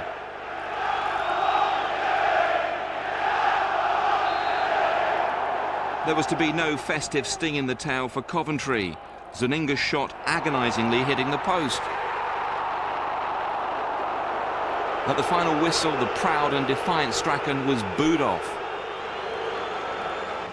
Took a bit of stick when you brought off David Thompson. You got a little bit of stick at the end. What was your reaction to that? That's life. I guess you'd say that the crowd can pay their money and they're entitled to express their opinions. You might say that. I'm just saying that's life. You don't get hurt by that kind of stuff. You just expect that kind of thing. Say that's life. It happens everywhere in football. As a fellow manager, you don't like to see that. You know, you don't like to hear that because we're all in the same game, and next week it could be me. So the bottom line is, I do feel for him, but I'm sure he'll know that there's a lot more points on the board to be won and lost. Deep down, though, just a bit disappointed that it wasn't 3 instead of 1. Oh, very much so. Very much so. But I can handle that disappointment as long as the players have done their best. And again, I think they've done their best to win a game of football tonight. That's how last night's result affects the bottom half of the table. A point for the Saints gives them a 5-point cushion from the relegation zone. Coventry have 1 win in 10 now. They remain in the drop zone on goal difference. Middlesbrough and Derby are below them. Mark, the Coventry fans weren't happy, and Coventry have a couple of tough away games coming up as well over Christmas, over the next couple of Christmas period. I think most fans aren't happy now if you lose 2 games, Ray, and never mind obviously the mess that Coventry find themselves in. And I thought one of the paying public at the start of the programme was saying about, you're having to sell your best players in the summer. What do they really expect from Gordon Strachan? Yeah, they're having a terrible run. And yes, they do need players, but unless you get the financial backing to go and get those players, you're going to be down the bottom of the division. And let's face it, I mean, match of the day wouldn't be the same if we didn't have a Gordon Strachan interview on it, so he's got to remain in place, hasn't he? Mick, the fans always do have their say. As a manager, you just have to, as Gordon says, that's life. You have to have a thick skin, I guess. Yeah, well, you can describe it as that's life, and Gordon will. He's very good at it, and he's putting up with it and soldiering it well. It does hurt. Make no mistake about it, it does hurt when you start getting criticism from press, from fans. The one place you don't want the criticism from is from your players, and it would appear to me that he's still got his players, and whenever he's got that, he's got a chance, and he knows that. When you look at the Coventry squad, do you see a squad of players that will just play their way through this and make progress? Not at all, no. I see a squad that's going to have to scrap all the way through the season, and Gordon understands that. But when you sell your 2 best players, or the 2 best players leave by circumstances, McAllister and Keane, it's going to be difficult to replace those 2 lads. Gordon understands that, but I would say he's done it before and he's the best man to keep scrapping at it. Thanks, Mick. Thanks, Mark. Here's the fixture list for today. There'll be football fans wearing silly hats at the Valley, Stamford Bridge, Pride Park, Elland Road, Filbert Street, Old Trafford, the Stadium of Light and White Hart Lane, where despite the return of Terry Venables on and as the Middlesbrough coach, the pre-match talk from the Spurs fans will be on one subject. After 9 years in the chair at White Hart Lane, Sir Alan Sugar has agreed to sell 27 of the 40% stake he owns in Spurs to the international group ENIC. Always financially pragmatic, sometimes abrasive, unpopular with some Spurs fans, but in the first instant, he was the club's saviour when he entered the boardroom in 1991.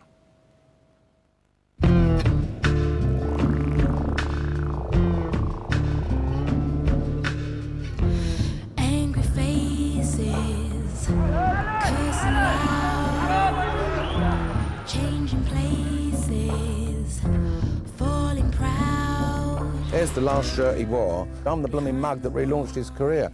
Well, I wouldn't wash my car with this shirt now. I mean, you can have it.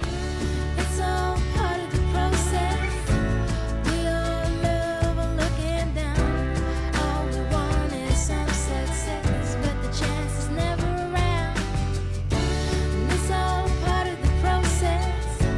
We all love on looking down. All we want is some success, but the chance is never around. Tottenham chairman has always spoken his mind, so Garth Crooks politely interrupted Sir Alan's Christmas break in Florida to ask about the background to his decision to stand down. I'm not prepared any longer to put up with the abuse from fans it's an untenable situation, and I don't need it. I don't need to have that aggravation anymore. I don't need to, constantly worry all day long about Tottenham and what we can do and keeping things in shape and keeping everybody happy in the back room with players and contracts and things like that. And then, you don't mind being rewarded for something, for working hard at something, but when it's a no-win situation, we're firefighting all the time, trying to get players, trying to sort players' contracts out, trying to sort things out for things. That's fine if there's some kind of reward at the end, something you can sit down and enjoy. And when you don't get the rewards for it, or the thanks for it, or any recognition for it, it's just a total, absolute waste of time. Your critics will say that you've been more interested in the balance sheet than the club's success. Which was more important? Well, I think you have to go back to when I first got involved. What is very important for this, the great institution of Tottenham Hotspur, is that it survives and that it's healthy financially. And I'll stand by my words on that. And that is still very, very important. And critics will say that I wasn't prepared to do irrational things and gamble just for the sake of maybe trying to challenge for the championship. And that's a very dangerous thing, as we all know. We've seen it put a lot of clubs into a lot of financial difficulty. But you're an entrepreneur and a successful one. You're in the risk business, but you weren't prepared to take risks with Spurs. No, I think, look, when it comes to gambling, people in the electronics industry will tell you that I'm known as one of the biggest gamblers going, in some of the things that I've done, and some of the things that have been successful, and some of the things that have failed. We did gamble. We gambled a lot of money. We spent over 10 years, over £100 million. We haven't obviously succeeded on the pitch. So there was quite a bit of gambling went on there. But I didn't want to gamble irresponsibly. I met you the week you took over the club. Did you realise then what you'd taken on? Not really. I can't remember when you exactly met me, but remember for the first 2 years, I really was in the back room. Terry was running the show really, and so frankly I was out of the heat of the fire, so to speak. I mean, people knew that I was the chairman and a major shareholder, but to be fair, Terry was the front man, as it was supposed to be. When you look back at that episode, were you saddened by what happened? Because it seemed to be the perfect marriage. One looking after the money, one looking after football. Yeah, there's a lot been spoken about that in the past, but I think that had Terry trusted in me a bit more in the earlier days, and I think people surround themselves sometimes with hangers-on and people that suck up to them, so to speak. And I think and I'm not sure what he would say about this, but I think that there's some blame needs to be placed on other people, really. And I'm the type of character that is just not going to, sit back and let things happen in that way, and I'm afraid that I think other people got in the middle and other people caused the aggravation. You've had some interesting managerial appointments over the years while you've been chairman. Which one of those managerial appointments was your biggest disappointment? I'm not pointing any fingers. I wouldn't like to point any fingers at anybody. I mean, the buck stops hit, because at the end of the day, I appointed the managers. But when you've got to understand that, at that unfortunate time when Terry Venables left, I had no one around me other than a couple of board members who their claim to fame was that they'd been fans for the club for many years. And to be fair, it was based on their advice as where we would go next, and the appointment of Ozzy. And Ozzy was an appointment which many people say was maybe cosmetics to try and kind of keep the fans happy. and all that stuff. And Ozzy had his style of play, well, we know the results, what happened. Then Jerry Francis, who you know, was doing a great job at QPR. If Jerry was truthful with himself, I saw a man that changed his real beliefs and policies, and he got sucked into the quick fix scenario.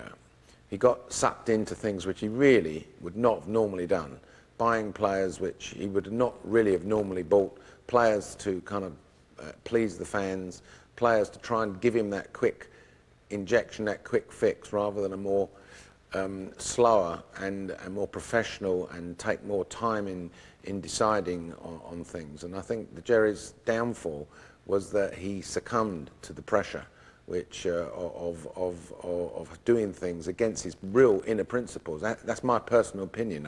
He may turn around knowing Jerry and say, what a load of old rubbish you're talking, but that's my personal opinion anyway. You've left out the name of Christian Gross. Was he a mistake? Christian Gross, I fell for him. I fell for him badly. I mean, you know, as a great... the guy was dead in the water before anybody kicked a ball. Unfortunately, he was slaughtered by the media. He hadn't kicked a ball, or you know, they hadn't played a game. He was dead in the water. On the day of the press conference when we appointed him, I knew deep down in my stomach that this guy is dead in the water, and that's because you know, the media, as vicious and as fierce as it is, had already kind of murdered him, and this precipitates down to the players, and the guy never had a chance, quite honestly. Has the appointment of George Graham added to the pressure that you've been under, the fact that he is regarded as an Arsenal man? Well, I think it's a, you know, with all due respect to everybody, if you plumbed all of this into a computer and said, okay, what have you learned in the past 8 or 9 years?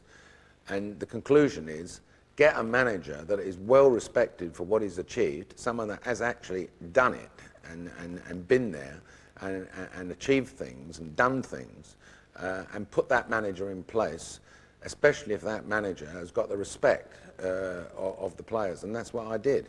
It was a brave move because of his association with Arsenal.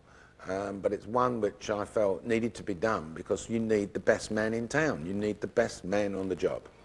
Have you misjudged the mood of football fans? Yeah, I think so. I mean, Tottenham Hotspur is a club where its fan base lives upon its past heritage and its past glory. And for many, many years now, the managers have been in a kind of untenable position of needing to try to provide instant success, and I think that's where things have been flawed, quite frankly. I think that if we had our time over again, you know, we should have not succumbed to quick fixes, so to speak. Do you have any regrets?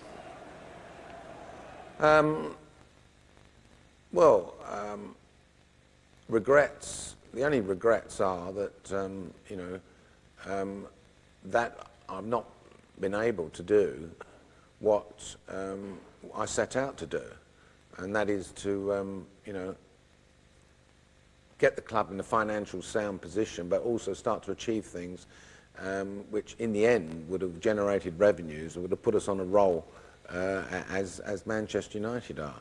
And that's all been because the money that has been spent, possibly, you know, in hindsight, you know, if we would have spent it in a different way and taken the time to invest a little bit more, be a bit more patient rather than go for the quick fix and, you know, put up with the aggravation from the fans for a little bit longer but earlier, in the earlier days, and the fruition of that work, you know, may have shown that their patience would have put us into a much better position.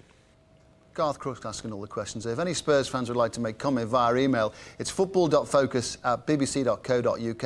If you're not online, shout at the screen if you'd like to. Mark, how do you think Sir Alan Sugar's chairmanship at Spurs should be judged? Well, I think he's a businessman, Ray. Everybody knows that. And I think when he took over, the club were in a mess financially. And I think on the business side of Tottenham, he's done very, very well, improved the stadium beyond all recognition, bought a brand new training ground, youth development obviously is well into fruition as well. The problem is that the Spurs fans are obviously brought up on the glory of the Spurs double winning sides and your Gascoignes and your Hoddles, Waddle, Lineker, all those kind of players, Jimmy Greaves, and they want success, they want it instantly, they want Tottenham to play a certain brand of football. The problem really for me, looking in from outside, is that they've had 7 managers in those 9 years, and I'm sorry, but I don't care what chairman you are, you cannot get any continuity if you have that. New manager comes in, he decides he doesn't like certain players, therefore he sells them and he buys other players in, and you can't have 7 managers in 9 years and expect to be successful. Mick Christian Gross, Sir Alan was saying that he was dead in the water at the press conference. Well, with respect, didn't Sir Alan appoint him? He did, and you know, chairman sack managers, but chairman appoint them as well. Which I think chairman will say that it's the fans actually get the managers the sack in the end. I just think I wouldn't go into the running of the club because that's not my brief, to be quite honest with you. But I think with Alan Sugar and the fans, I know the fans, I've got no feel for him at all now. But I just thought I just seen on TV throwing Chris Klinsmann's shirt away and taking Terry Venables to court. I don't think he was ever going to be forgiven by Tottenham's fans for that in the first place. But I think it's indicative of football that when things are going wrong anyway, when the manager gets it, and then if it appears that they're not throwing money at the problem, then it's the chairman that gets it. But somewhere down the line, you know, one of us gets it, I can assure you. They spent 90 million, you know, in his time there.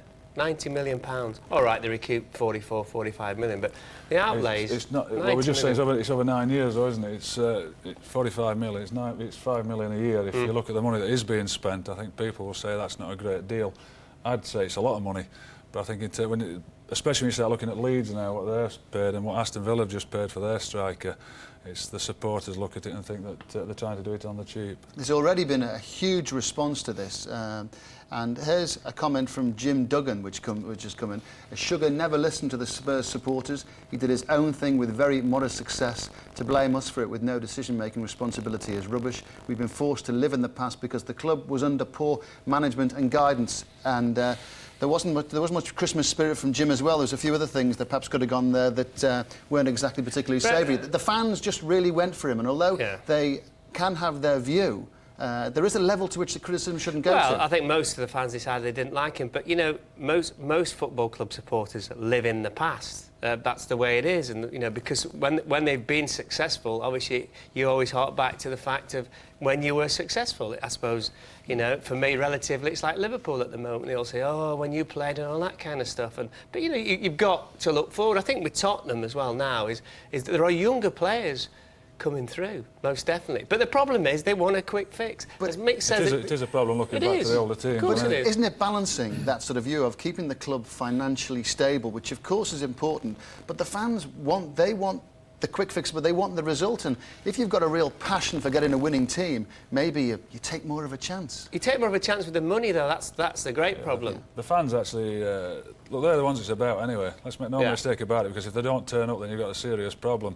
But you know, they want to see good players there. They almost force managers and chairman's hand to go out and buy players, but that's because they want to see the best. And really, we are out there trying to entertain them and do our best for them. And if we don't, I think we know the end results. The manager goes, or in this case, the chairman's going. So Alan fights his corner. The debate will continue. We'll hear from Leeds new striker Robbie Keane in a few minutes. That's after part 1 of our Premiership Roundup. Gerard Houllier's 100th game in charge was against the only Premiership club he'd never beaten, and one that hadn't lost a league game at home for 2 years, all bar a couple of days. A Danny Murphy free kick began to change all that. Fabian Barthez was entitled to wonder how Liverpool came to sneak a couple of their own players onto the wall. Manchester United's passing was stuttering, and they were not allowed to find a remedy. It was Liverpool who carried the threat. Michael Owen's misjudgment was only a matter of inches. Right at the end, Vladimir Smica looked set to take his chance. Luke Chadwick gave chase, caught his man, but by the shirt. Referee Mike Riley deemed it a clear scoring chance denied, and delivered the mandatory verdict. Sir Alex was unhappy on several counts.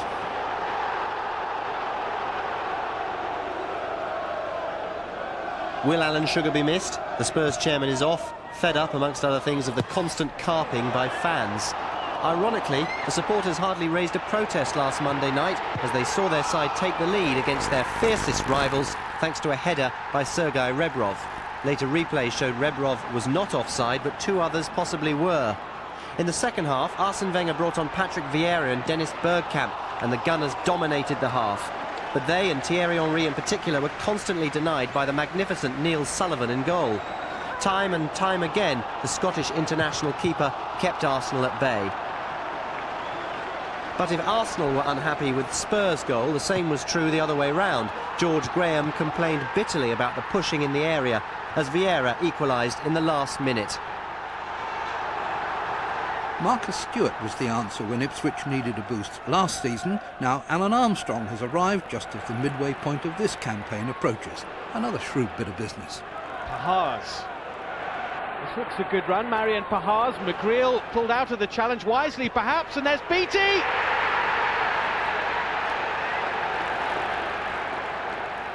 Jilton's free kick. Scowcroft! One each, right at the start of the second half. The Jilton corner, and that's Armstrong, and it's in!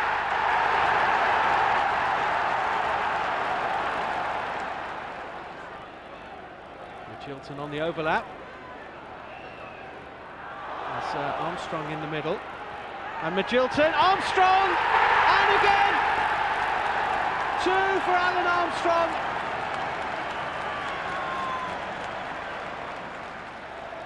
Leicester City continued their successful Premiership campaign against